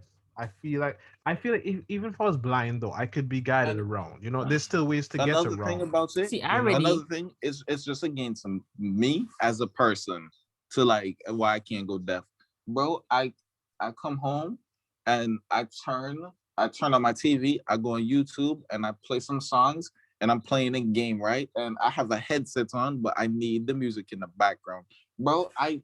I literally go crazy if there's no sound, bro. Exam time, I used to like really just be like beating on my desk. I used to do all type of shit. They used to kick me out. And I'm like, bro, y'all really need to understand, bro. Like, if there's no noise, if there's nothing in the background for me to listen to, I start going crazy. Like, my mind, it starts cluttering itself. It starts saying all type of stupid shit. And I just start going crazy, bro. So like I See, I Yeah, I get need I to you. know. just have to hear Because shit. everybody's different in a sense. Because like when I decided that I like welding, I'm gonna do that. The first thing that crossed my mind is you can't do this for the rest of your life, you know, that's one. Because your vision is gonna deteriorate. Like ridiculously now that this is your trade, this is your life. And before I said, all right, let me do it, I had to come to terms that, yeah, you're gonna be blind. And I was like, all right, bet. And that's the only reason I went into it, because I was okay with going blind after a certain amount of time. You check? So I think I'm more on my eyes because I know that it will go. So I'm more appreciative of what it Of what you is. have now. Yeah. Fair. Yeah, okay, I feel that. Because like in the same way, if I knew I was prone to having like some chronic arthritis in the future, I would do all the hiking I Yeah, could every do day of my life everything. now. Yeah. Do all that shit now. But if I know that that's what I'm destined for, let me get that shit in now. So like when I look at things, I take that shit in. I Because feel you. when I'm done, the only thing I have is my imagination, and my imagination is the thing. I think yeah, that's for sure why you definitely want to travel the way you That's do. another thing, bro. Like my imagination is beautiful. I really don't need to see. I really don't need to see. Like, bro, like honest to God, bro, I can have like a good We different, but I show get you. in my head, bro. Cause like the things that I think about just entertain me. Bro, I remember my dreams. Like I remember my dreams because I be so entertained when I wake up in the morning. I'm like, damn, bro. Like, wow.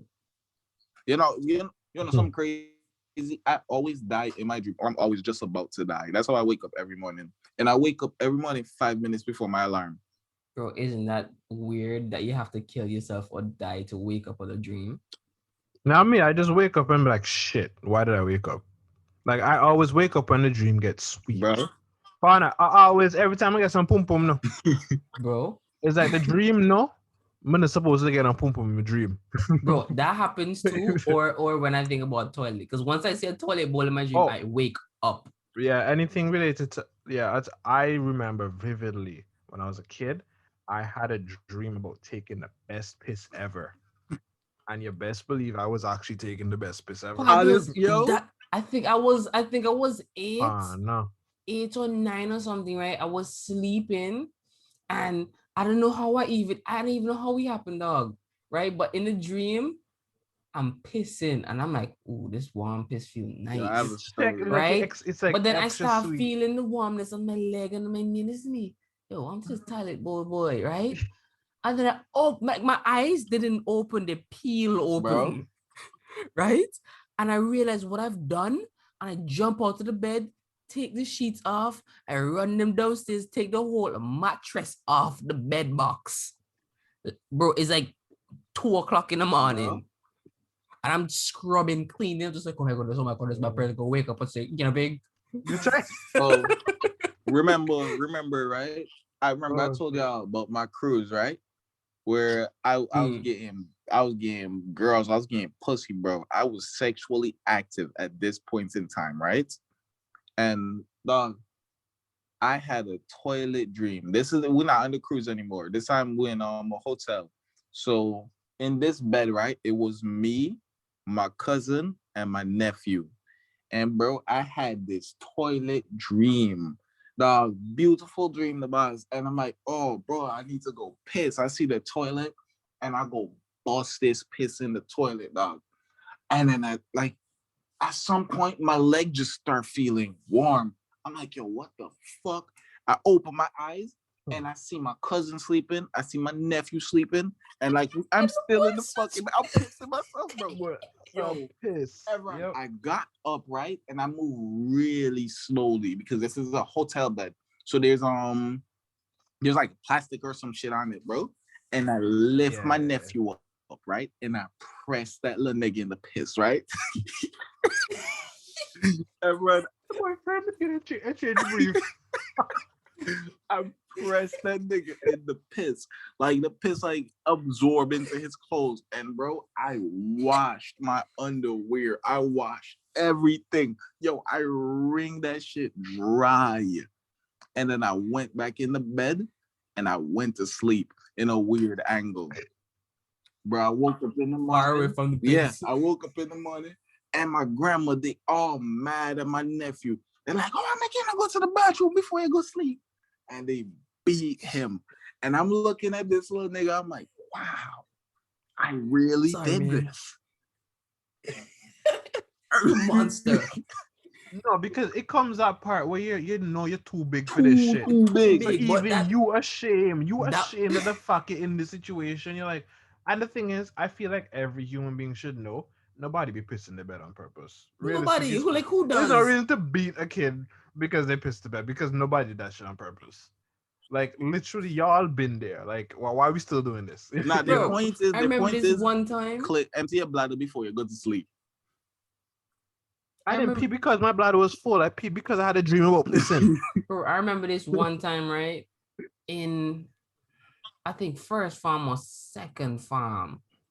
If y'all noticed, there's a thing going on when I tell stories. I'm always in second farm.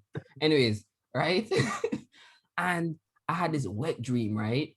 But it was like, I don't know, dog. For some reason, it was a serious one because I swear I made milk for weeks, right? Dream. Bro, what happened was I got home, I was tired, and I went to lie down to go sleep after I washed my skin and everything. And I'm lying, I went to lie down straight on my belly, sleeping. Turns out when I lie down on my gut, I tend to get hard. You check? And while I'm there in the dream, I'm piping on this thing, right? And I can swear I'm sweating in real life because I'm fucking this person in this dream, right? Mm. And I'm there and I'm about to bust, right? And this is me. Hey, you didn't come home and sleep, right? And I can feel that shit moving from my balls up the shaft. So I Yup. grab it, right? And I did the wrong thing because I was supposed to run my hand inside my pants and grab it. So I grab it from the outside and I run to the bathroom. And this is me. You think you're going to throw my clothes on my bed? No, Supposed to right? clench your ass And I go in cheeks. front of the toilet. And this is me. Okay. I'm stuck with a dilemma now. Because if I release my hand, pressure. Pressure. Boss. That's shit go everywhere. So now I'm trying to put the other hand in, but I can't do the maneuver quick enough. Right? Pissing. So the moment I let go, busting my pants. I'm just like, bro, I got out of bed. Just I'm upset.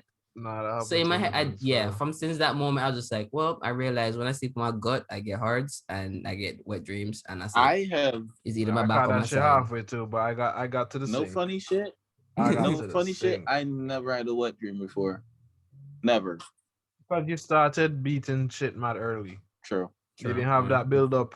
It could be, yeah. I think that's what it is though. It has to do it because I think it has to do that. Because like Bro, for me, like I remember mine.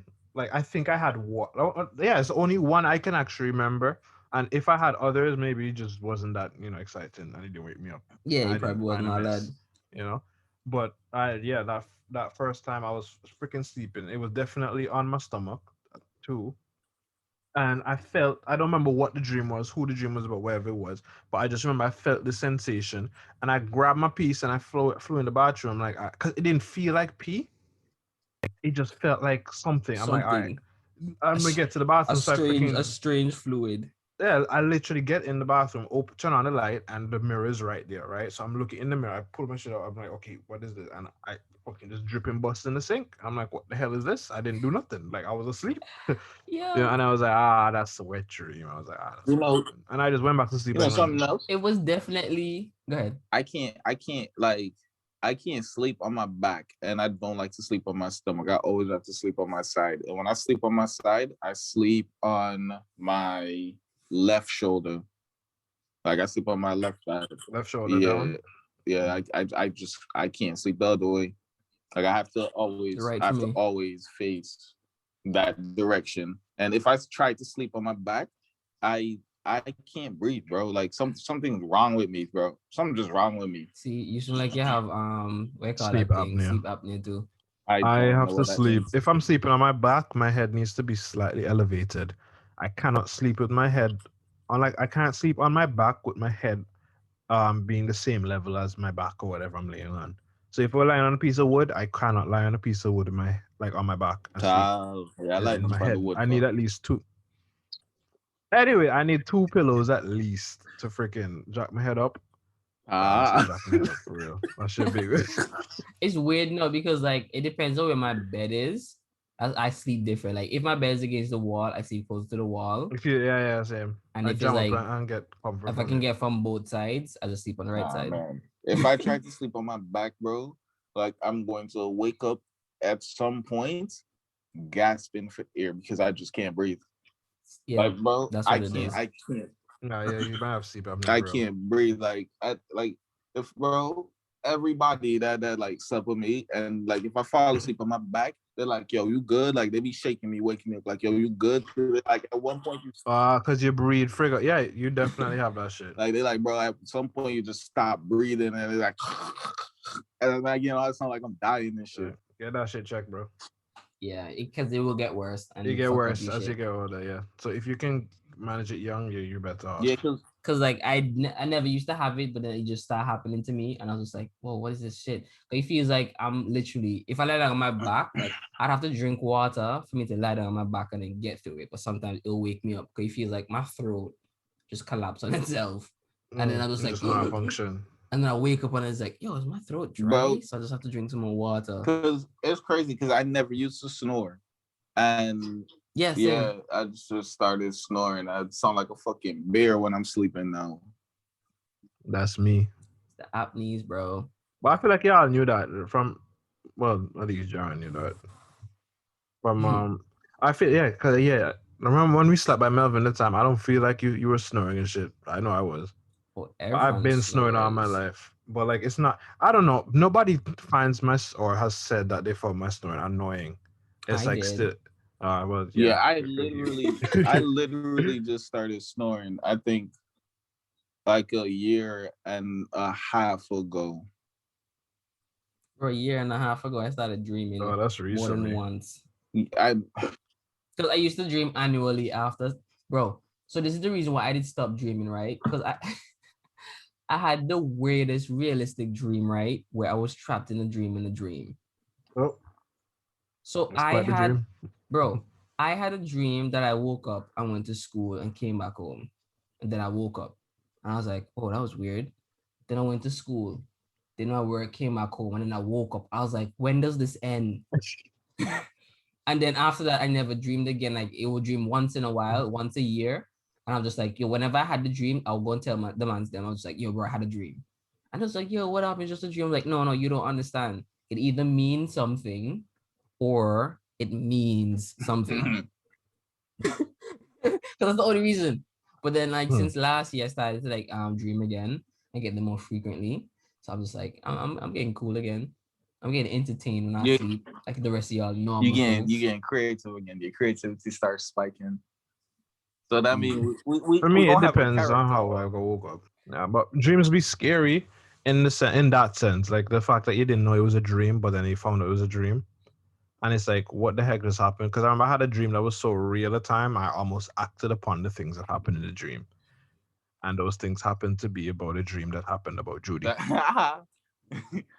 That's just like the dream I had the other day, where I said like I woke up like, bro, yo, I really can't remember how everything really went down, right?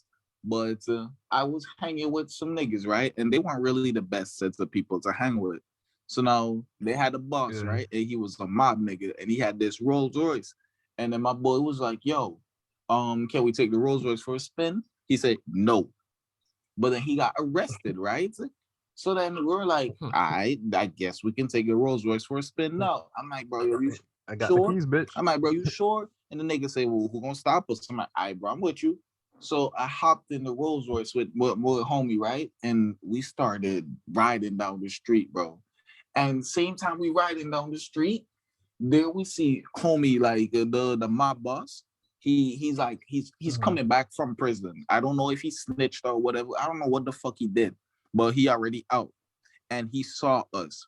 So he looked at us and he shook his head. He didn't say nothing to us. I'm like, okay, maybe it's cool. And I saw my boy scared. He was like, yo, what the fuck, bro? And he crashed the Rolls Royce. After he crashed the Rolls Royce, two men pulled up and they started spraying at us. So now both of these niggas, they bald, they black, they're like 6'5", they buff, and they bald. Like they really bald, bro. Like they had shining. Wait, this happened in the Philly? I don't know where it happened. In the boy dream. This, dream. This is a dream. Ooh, a dream. I don't know when you said this was a dream, because this is me. Yo, this happened. Nah, bro, it's a dream. Bro, I'm quite listening. We're like, running yo. calculations. I was like, yo, John, really? What? Yo, like he killed my mans and everything, right? And I ended up like, bro, first of all, I don't remember pistol packing that day, but like I had the gun and this dude ran out of bullets and I spared his life. I'm like, bro, like, yo, I don't want to kill you. And then he just get up, he walked away. So I'm like, cool, that's done. But then I think he caught me like 2 days later when I was trying to leave the country, and son came with a flamethrower, bro. And that shit clicked like 5 times. And as soon as that shit came right in front of my face, bro, I woke up in the morning. I'm like, huh? I'm like, Jesus. That's so raging. I hate that, man. It's like, bro, even like what Timon said. So I had a dream I fully went to school and I woke up when I had already been in class. I feel like I was 2 periods in. I'm like, all right, break time soon reach. And that's when I woke up realizing, okay, no, what it was is my dad woke me up and then I started having the dream when I fell back asleep after he woke me up. So I remember waking up, and then when I fell asleep, the dream started from the point where I woke up, which I fully knew I did. Fucking brain. So when I actually woke up and realized I was still in bed, in my head, I was already in the second period. The morning flowed the way it would have regularly done in the dream in real life. Yeah, I was like, it don't make no sense. There was nothing that indicated that, hey, this just might be a dream. No, because everything was pinpoint. You know that all that plays into deja vus, right? Yeah. Like dreams. So your brain creates these scenarios, these illusions, these simulations, right? And whenever one of those realities sync up with a dream and it has similarities, it just hits you like, oh, I've seen this before. But that's because your brain made it before. So it feels nostalgic. It just so happened to happen. Yeah, it so happened to happen. So I'm just like, bro, your brain doing real life calculations, and then the laws of probability plays in. Anything that can happen will happen. Sure. So if you thought about it in your dreams, it could potentially happen. That's why I be trying to dream that I'm rich. Because one day I'm just stumble across somebody like, deja real vu. Manifest. You check, I'm manifesting. I'm putting that energy out into the universe. Anything I want, I already have it. I'm just waiting for it. That's what it is. That's the mindset. I'm working hard. And the things that I want, I have them already. I'm just waiting. Everything happened in the timing. Come on. Would you give up your teeth for $60 million? Yeah, $60 million. Bro, you know what? Literally learn shit about his teeth, so yes, he's not giving up that money. Everyone, would you give up your teeth for $60 million? Can I buy new teeth, or is that like nobody ever asked that question? I would give up my teeth, bro. I can buy new teeth and I can buy better teeth. Yeah, I can buy new teeth. I can get implants and everything for like what? Less than a mil. I asked a lot of people this, right? And they were like, no. I'm like, wow, y'all are really fucking stupid. Check. I just throwing on my mask until I get them fixed. Check. I can be ugly for a while. It's an investment. It's not even ugly for a while, bro. Bro, what you broke pearly teeth people doing with me? Rich with my gums? You check? Talk to me. Like, being real, like even if you don't have teeth, bro, you're a millionaire now. Like who really gonna say some shit? You check, people be broke and don't have teeth and they still live their fine. Yeah, we getting rid of them teeth. I almost said teeth. Them teeth, because the way our society is, and we're technologically advanced. There's options. I know, bro. Like you can, bro. And like, bro, I can get veneers. I can get some diamond teeth, bro. I can do so much. Shit, I can buy some. I can't buy people. That's slavery. Sorry. Anyways, moving on. I was gonna say I'll just hire some people with like really immaculate teeth and just have them do all the talking and smiling for me. Smile for this camera for me. All right, thank you. Later. And like, bro, I can get the Gucci Mane veneers, bro. You know what? You know premium that shit is, bro. You see Gucci Mane smile? You see that nigga teeth? And chompers. Nah, them shit. It's funny. We've been all over the place. We've been all over the place with all these talks. But before we get back to like anything music wise, I had some Chick-fil-A for the first time today. I bought a bowl. Nigga, we didn't have Chick-fil-A when I went to freaking. Oh, you didn't have any? No, I didn't have any. Chick-fil-A bowl. I don't know. There was like a burrito bowl. That's what I call it. Come on. No, nigga, you did not go to Chick-fil-A. You went to Chipotle. Chipotle. Oh, me bomba Jesus Chipotle. Christ. Chipotle. Chipotle. Son of a gun. Like, I apologize, folks. I cannot believe that's not. Chipotle. Wow. Chipotle. Wow. Timon, I am Any- utterly disappointed in you. I don't really care. said Chick-fil-A. I don't care. Timon. I don't care. I don't care. You hear me? To all you listeners, I don't care. Right? Anyways, I had this bowl, right? So when I open the bowl, listen to me. This is gross. Right? But I got the hang of it because they just said, mix it up, mix it up. I was like, you want me to just mix up this food and eat it, right? Because it's going to look worse.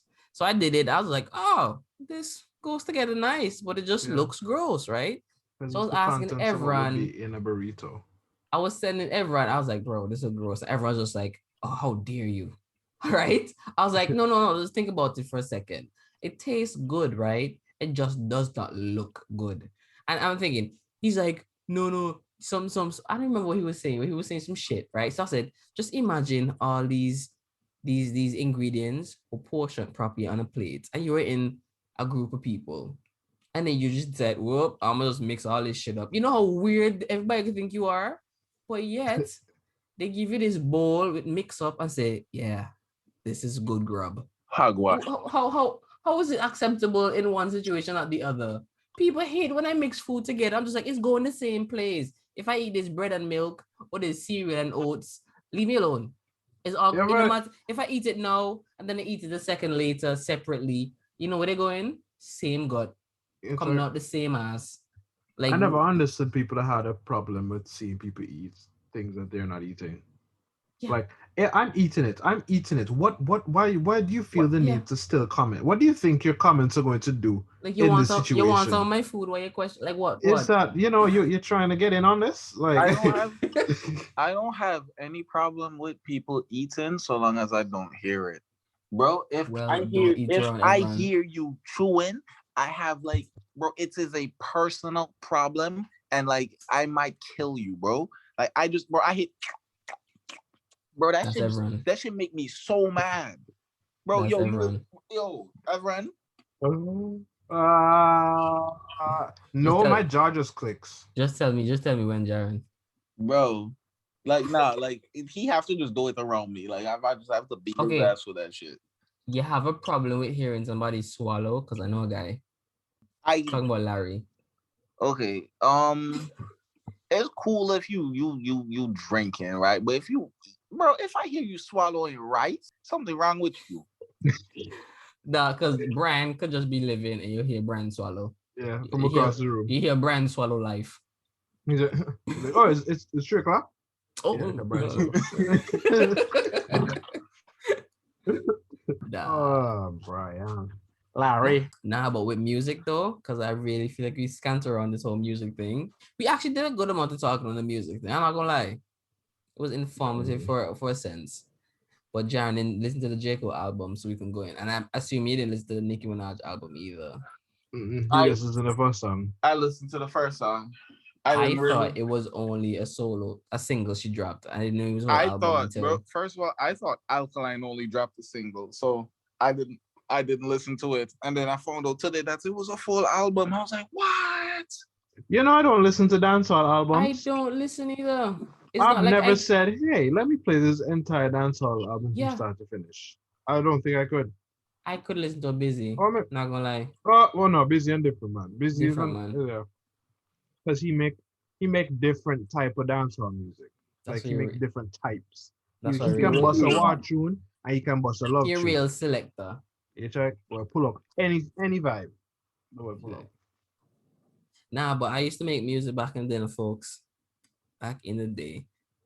I used to dabble a little. Because like I think I first got into like the whole freestyling when I saw everyone did it in high school. I was just like, yo, this how he even put those words and get them out. Because why he did doing it, I'm thinking it's me. Nah. And I'm like, yeah. And then I'm like, nah. So I can only think like the sentence ahead of me, right? And that's the only thing. Everyone will be spitting bars, doing whole sentences, painting picture. I was like, yo, this guy. got a talent. So I got inspired by this man freestyling in school. So every time I'll go home, I'm like, and when he come and start pumping on this or running that piano, he and Zachary, I'll come in and just like, all right, I thought about some shit, dog. Here I go. And I'll come in and I'll mess it up. As soon as I mess it up, I have to freestyle for real, because I can't get back. And because I kept doing that, I kept getting a little bit better. So by the time I was like in second, like far in secondary, like probably third form, fourth form, I started recording with instrumentals on my phone. And then I made some tunes in college, but it's never like I was trying to be professional with it. It was like whenever I'm in a vibe, like just listening to music and then hearing these instrumentals and then trying to do something to it was always cool. So like, if you check, I used to have a SoundCloud where I uploaded like some of the music too. Y'all never gonna find it, so don't try. I'm a leaker. And over the years, like once in a while, I would do a little thing to instrumental I found here and there, and I just inspire so much. So I feel like I might let y'all hear a couple of the songs, maybe episodes to come, maybe the next, and I'll have Jaren and everyone critique. It's gonna be a cringy ass moment for me because I don't want nobody hearing me be all weird, and I'm not gonna say vulnerable because the content of the songs ain't really something to be vulnerable about. But it's just for fun. It's just for fun. Like there's a couple tracks that me and Timon on together, and they weren't like planned productions or nothing. Yeah, it was like Timon literally found this beat, and Timon sent someone. I was like, "Yo, this beat you hard," and so I'm like, "Yo, let me put a verse on that." Yeah, and it kind of it was just for the fun, and I feel like that's what makes music it just makes it so much better too. It's not like you just listen to people that can do this. You could also do this shit yourself too. I remember, right? I told y'all niggas I was gonna give y'all an EP, right? I think it was Christmas 2016. 2015. No, it was. Wait, hold on. No, it would have been way before that. Way before that, 2013. Way before that, though. 2013, when I went to it. Yeah. I know. I realized, promise, bro. Like I was gonna give the EP, bro. Cause like I was writing, bro. Like I had some shit down. But then when it came to recording, bro, I just didn't know what to do. I was like, all right, boom. And the thing is, you wrote your shit and then have a beat in advance. And I feel like that's why you got stuck a lot too. Bro, I remember this one time, right? It was me, Jared, a sexual chopper up St. Philip, right? And we in his yard, like 12 o'clock, right? Just rapping, right? Freestyling, going off. And Khaled, the boy went in, right? And this man, And then I kill my moms. And this me, yo! Right? So we make him mad because the boy just spitting beer bars, not going up. And he just said, yeah, I murdered my mom. And we just like, what? And he tried to continue going. I was just like, no, bro, stop. You have to stop. No. It's like, no, you're going too far. I'm just like, you need to talk about something, like this is coming from somewhere. I remember that night. And that night we were walking on Highway 44, and then there was somebody walking up Highway 44. Yes. Just a lone man just walking. And I'm like, bro, hold up. Like, if it was somebody that we knew, they would have said something to us, right? I'm like, that's so weird. And like, I will walk past the person, like you can hear the person footstep, right? Like we walking past the person, and Timon going to turn around to look at him. I said, Timon, don't do that. I was gonna say good night. Timon, don't do that. Check suppose on Jumbi. First off, if I turn around and it was, I wouldn't say nothing. I said, yeah, no, you won't have no more for nothing. You could have just screamed in my face. Oh, you gone. Oh, well. Okay. I thought I saw someone. Thought I saw something. Oh, well. Well, let's keep walking. I'll drip piss from your pants. Dude, and then you would have a take off your shirt and turn your shirt backwards and that type of fucking man. So we don't know all them proper procedures now. Bro, I remember this one time where we walking from behind Newfie, right? Back road. And me and Jared walking there, and we hearing noise while we walking. Right? We trying to figure out like what the hell is that? Like when we stop, the sound stop. When we walk, we hear the sound, right? So I'm trying to figure out, what is that? So we walk a little faster, and we keep hearing it. So it's like the faster we walk, the more we hear the noise, right? So then we start running, right? And then I said, wait, But I think it's my pants making that noise because it's like it's like one of them, you know what a tent material be? Yes, polyester. Polyester. So you hear Yes, like on a windbreaker, yeah. Yeah. So I'm like, what up? And I was like, I don't know. So we did walk and we walking across the cemetery too. It's like so it make it extra creepy. That's crazy. Mm-hmm. It's like so we start sprinting and then it's because we're going up by the what do you call it? The church. What is the Moravian church? Yeah. Yeah, so we going up there, right? And we hear the noise and we just speeding up, but then we realize, bro, it's my pants. That's what making the noise. And we just laugh. No, one when I was in grade 5, Mr. James tell a story like that. And the boy said he runs straight home and run from the sound. And until he busts the door, the boy realized he hear the sound. I didn't even know where we were coming from because I don't think it was from by Meg. I truly don't think it was from by Meg because I don't really go by Meg often. Hey, one time, right? One time. Hey. The puppy. You know what they can talk about that? I just had a feeling it had to be the puppy story, dog. Yo, Buzz. Meg Howell like a mangy puppy, right? And everyone, the dog just mangy. So now me and Bushman over there, right, by Meg. Me and Bushman or me and you? I was there. I think Bushman was there too. Okay, so I'll cross the road, right? And like Meg puppy on the other side of the road. And I say, Cal come now. I'm like, yo, you think this puppy dunce? And Bushman say, I'll go find out.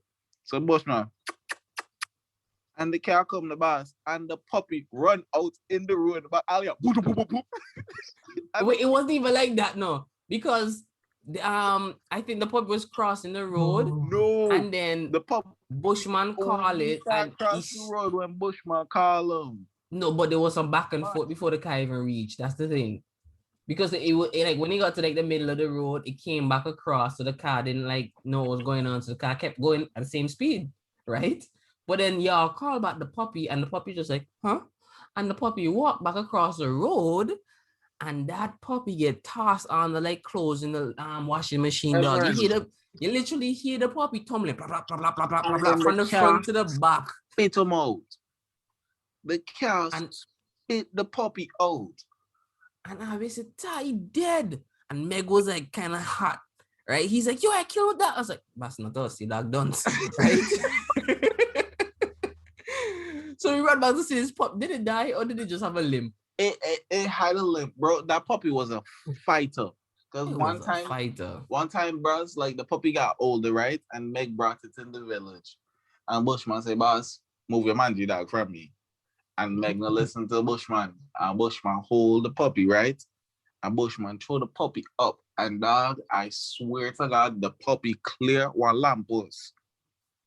Land on the ground now. Boom. And the puppy just start bawl. I'm like, yo, you still alive? Boss, he get run over and the puppy clear one lamppost. But this was probably like 3 weeks after. That dog was a fighter. Listen here, guys. Yes, that sounds like animal cruelty to an extent. It is animal cruelty to an extent. It was. But we were young and we didn't really understand what was you understood, but we didn't care. Yeah, we didn't have that kind of it's country life. Like we knew what we would do, but like we didn't care. These animals that we did not really own were pests. If it wasn't ours, it was a pest. It was literally whatever. It's a nuisance. So we didn't have no love for these animals, right? But we grew up now and we understand that we were crazy. We understand that is wrong. Yes, right? So now there's more stories like that because I have a whole lot more, but I don't think I should bring up this one, boy. I'm not gonna bring up the one with the puppy and the stick. Oh, I was thinking about the one. I was thinking about the one with the puppy and the drum. You remember that one, Timon? Ooh, that was Roger. No, I was gonna talk about my cat because we had this one cat that was orange and white and black. It just so gross. the colors didn't even match. The and mix to make of it worse, cats. Yeah. And to make it worse, it was blind in one eye and partially blind in the other. And the the mother didn't want it. She knew for sure she gave birth to a defected kitten and she neglected that thing. But then it was just following the kitten and the mom. Every time you come to like get some breast milk, the cat would get up. I was like, what happened to the other kids who trying to get like the other kittens who trying to get milk? Like they must suffer because it's mangy cat. Right? So like it will get separated, and so she will go places where she know the cat can't see them because she bad-minded. Right? And the cat got bigger, right? And it got just stupid. It was skinny. You could see his ribs. And in my head, I was like, it's weird. It have yampy crust over his eyes. You can't even do nothing about it. It was looking gross. And I was getting tired. Right? And my auntie and them always sending it away and stuff. And it just kept doing things, right? So one day, I said, all right, I had enough of this cat. So I took a mop stick and my uncle Tony garage kind of on an incline, right? From the backside. And I swing this mop stick in his cat belly and pitch it. And when I say pitch, right, you swear I could be playing golf. That thing fly down the hill over some trees, land in the bush. And this is me. Well, we never seen that again because you can't see. I came back later, the cat back where it was, like if nobody troubled it or hit it just now. So I was like, yo, if forgiveness was a thing, right? So later on that day, Sherika dad was passing up and down with truck that he doing like work or whatever, right? So this is me. Opportunities. Huge ass dump truck. So I stay on the other side of the road and I'm calling this cat, right? And I hear Sherika daddy truck coming for a good while before he even reach close to the house. So I'm calling and the cat really afraid and hesitant towards people, but you have to trust us for food. Because sometimes we feel sad for it and feed it. It got pregnant, dog. I'm like, there's a cat out here with no standards.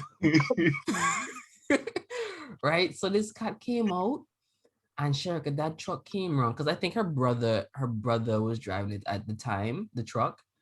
And the cat come out and I see the front wheel of that truck pick it up between, like it picked the cat up and fling it into the back wheels, right? And I hear the cat go, ah! And I thought, okay, dead. Well, that's it, no. And then I see it get fling out from between the back wheels. Oh, you went in between. Yes. And this is, when it happened, right, I felt like my stomach sank. And this is me. That is no way to treat a living creature, right? I felt sad and sick that I caused that to happen, right? And I'm watching this cat. You know, the cat just get up and just walk away. And I was like, I don't like you. I don't die. I was feeling something for you, and the boy lived. And she lived. I was like, oh God. I know what you mean. What really made me realize that, you know, we were mistreating animals, bro, was, man, I'm gonna have to just tell the story, man. I have introduced them to Roger.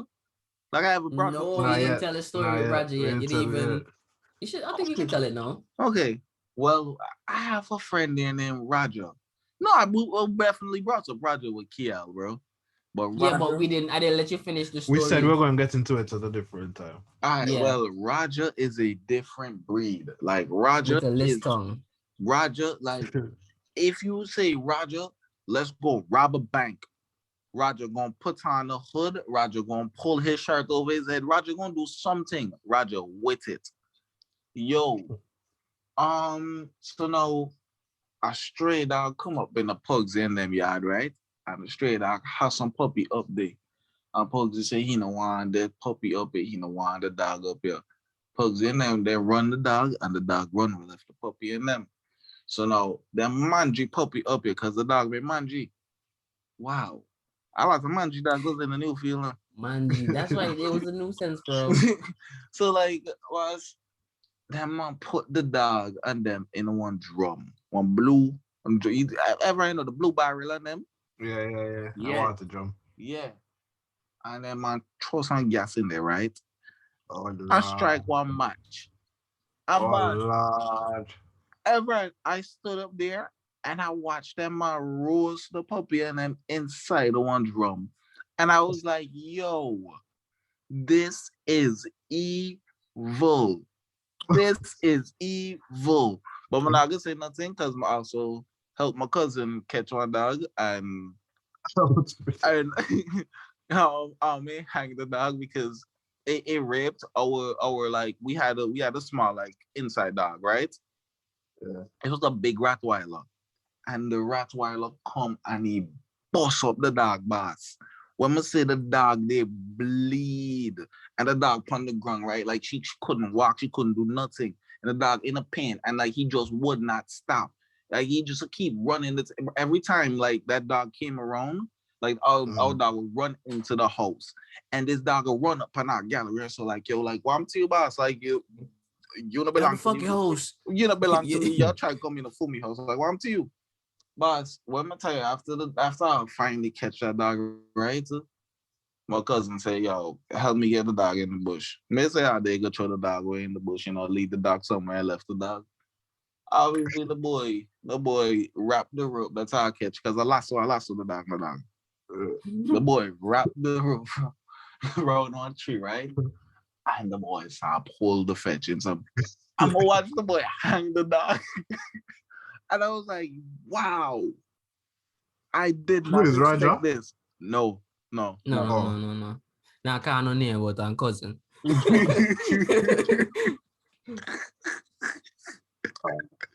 I was like, wow, this. I was truly speechless. After that, I kind of had a little fear to him. I kind of had a little fear when around him, cause like this nigga could just capable anything.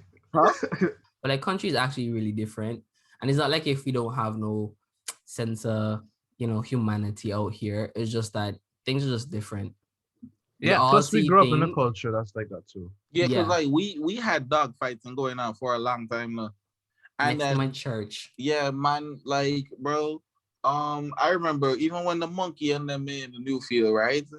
But I watched the monkey and a dog, a pit bull, right? Fight it out. I watched the monkey fight it out. Like after the circus came, Dantigas and monkeys got away, and then I don't know if they breed or they just, I don't know. But monkeys were in Newfield at some point. They were just running rampant to Newfield. To Antigua. They was all over. I wonder what happened to them. They all died. Uh-huh. I mean, I think so, because like I know at least 3 of them that died. No, actually, yeah. No food or dog poison. Dog. Fucking dogs. Dog hold them the boy, yeah. The first one, they kill the dogs. They both kill each other. Bro. What kind of monkey them maybe was? They weren't even big. Y'all don't even understand. Monkeys are pretty strong, Like bro, they might be flimsy, bro, but it's muscles. And bro, first of all, the monkey and the pit bull are fight, boss, and the monkey pick up stone and slap the pit bull. And like, bro, like and they know the dog and them ties, so they can only do certain amount. They'll watch this. I'm like, bro, this is amazing. Like I did not think I was ever going to witness something like this in life. Bro, the monkey and the dog a fight, right? And the pit bull grab the monkey. And the monkey swing around, right? And bite the pit bull on his neck. And the monkey fangs, like those shits way bigger than the pit bull, and they do a lot more damage. Bro, the pit bull, like after a point in time, right? I see the pit bull kind of like it kind of just loosen up. Like it kind of loosened up and like the monkey gets away from the pit bull grip. And the monkey start beat down the pit bull and then he start limping for it. Like I'll find the monkey dead in the bush and the pit bull may okay for the night. Then the next day the pit bull dead. So that's so bad for real? Boss, they crazy. I used to throw stone at the monkey. The monkey just catch them and pelt them back. I wouldn't beef no monkey ever. If a monkey teeth and shit, he can have it. Yeah, I don't fuck with monkeys because they fast and they get aggressive and even with their small build, they strong. If a monkey see you, they literally go in for your face because they know that's your vulnerable place. Yep. They will go for your face and your balls and then bite your joints, dog. Like why? Why are you so calculated? You're an assassin. Niggas bite your Achilles. It's like they crazy with it. And like when I hear people going into the jungle and like fighting of random wild monkeys, I'm just like, first off, you could just walk around. Check, yeah, you had no business going in there. Like you see here monkeys, it's like, well, Long route it is. It's not a good idea, no. Honestly, not my I idea. just wouldn't go into no jungle, bro. That's one No. truth. No. I would like to go into jungle. I just don't want to see no spiders, snakes, or jaguars. Come on. No. I like wildlife like that though. I just don't like wildlife like I that. don't like confrontational animals. If I had a weapon that could probably take it down before it got close to do damage to me, I would be a little bit more easy. Yeah, definitely. I saw that puppy for me. Yeah, Not like me. even if I'm not versed with it, I feel like I would have a level of confidence and comfort. So yeah, I would go into the wild with, surrounded by lions and monkeys and gorillas and buffaloes, even if I had like 2 shots in my rifle. Yeah. Come on, 2 shots in a rifle, not killing no buffalo, no. Actually, it could. It just depends on it depends the distance. Come on. But you're not gonna have a calc. You have to be a lucky shot though. Do you think that everyone says a lucky shot. You really think it's actually not a lucky shot. If they're not traveling in herds and you see a buffalo like at least 900 meters away, if you get in 2 shots, it's going down. The first shot it'll get damaged, but you'll still power through. The second shot will take it down. Nah, you saying in a situation where the shit gonna attack you. Oh no, if it's attacking me, I'm climbing a tree, a sturdy tree, and I'm shooting from above. Oh, okay, so even after you get to, I mean, because come here, them they're dead and so. Pigs, wild boars, they are different. Them bitches have bleed out. So you have to wait on them to die, to be ready to die. Because if you stay in a tree, they will literally gnaw away at the tree trying to cut it down. That's wild pigs. That's why they're crazy. Because like Brian was telling me a story about him and his old mans and friends and them that they went to Ghana, and like back in the day when they used to cross rivers and so to get into people cane field and cornfield and so. And they will run into like wild boars. And sometimes so what you have to do is they will see you and chase you up a tree. And what you would have to do is cut your hand or something and drop blood on their head on one of them, so they can attack the one with the blood. Because they will just stay there and then let the other boars attack that boar with the blood on it, and they will kill that, and then afterward they'll be like, well, all right, let's head out of here. I don't know. Nah, I don't. That's one thing I don't ever want to buck up in the wild, because I know it's like to kill a pig, the man say I have cut behind one of the legs because there's a major artery there, and it will bleed out quick if you cut there. And I'm like, all right, well, how am I going to get to the back of a pig foot in a situation where the pig attacking me? And then I've also seen domesticated pigs, like in a pig pen, and the man trying to kill that shit for meat by hitting it with a sledgehammer, and the shit didn't die on the first hit. The shit didn't even get knocked out. The boy just making noise. I'm like, that's not right. That's not right by any means. There's nothing that you should hit. There's no living creature on this earth that you should hit with a sledgehammer full strength and it does nothing to it. Eel. Eel, yeah, boss. You have see a fisherman. Every fisherman, not boss. So you think? No, honestly, because that's where all the power is. Like if you cut off an eel head, the eel mouth will move, its eel body will move, it's still alive fully. You ever seen how them fishermen handle them though? No. I bet you any fishing boat you go on in Antigua that fish waters with eel, like lots of rocky areas and stuff, all of them have club. Where they pong the head or the tail? They pong whatever they can pong, because when the fish come out of the water, they're going wild. Nah, Uncle Perry showed us, because the time we went camping to like Green Island, and eel literally shoot out the water onto the shore. And the man's like, oh, what a joke. And the boy grab his cutlass and go straight face. And he said, watch this. And he slash off the head. And he said, you see that? They still stay alive. You check? And he shows us what go on. He's like, yeah, they don't die that easy. And he holding it from the back where he cut off the neck. And he's showing that the mouth still moving, and he putting his blade in there and he's still chomping down at the thing. Right, and the tail still moving. He grabbed the eel and then pung the tail with the edge of his knife and slam it on the tail a couple times, and the body just went limp. And he's like, all the power is in the tail. You have to hit the tail, and once the tail damage on an eel or snake, they basically get weak. It's like if you hit them in the balls, the tail balls. I didn't know there was like a science to it. I just know whenever I see eel end up in the boat, I see them fit them man just start fling blow. And just fling below. But yeah, they're friendly. It was a nice podcast tonight. Did enjoy the conversation, just some talks, you know. It got dark for a second, but hey, it was good. Nah, we gotta talk about it all. If we can't just talk about ourselves in the positive lights and those shit parts and the negative parts. Check. Gotta let people know, you know, like this is the real us. I told you, like we're genuine people out here. Check. Yeah. So thanks for listening, guys. I hope you come back again. And yeah, see you guys. Next week we'll have something nice for y'all. But yeah. So signing out. The you bad never man. come in quicker with them. Yeah, bro. Check. Wait. All right. Wait. Yo, All right, live peace, differently, right? So that's all about my sign off, boss. We can differ every time. Aye. Hey, pineapple bad man.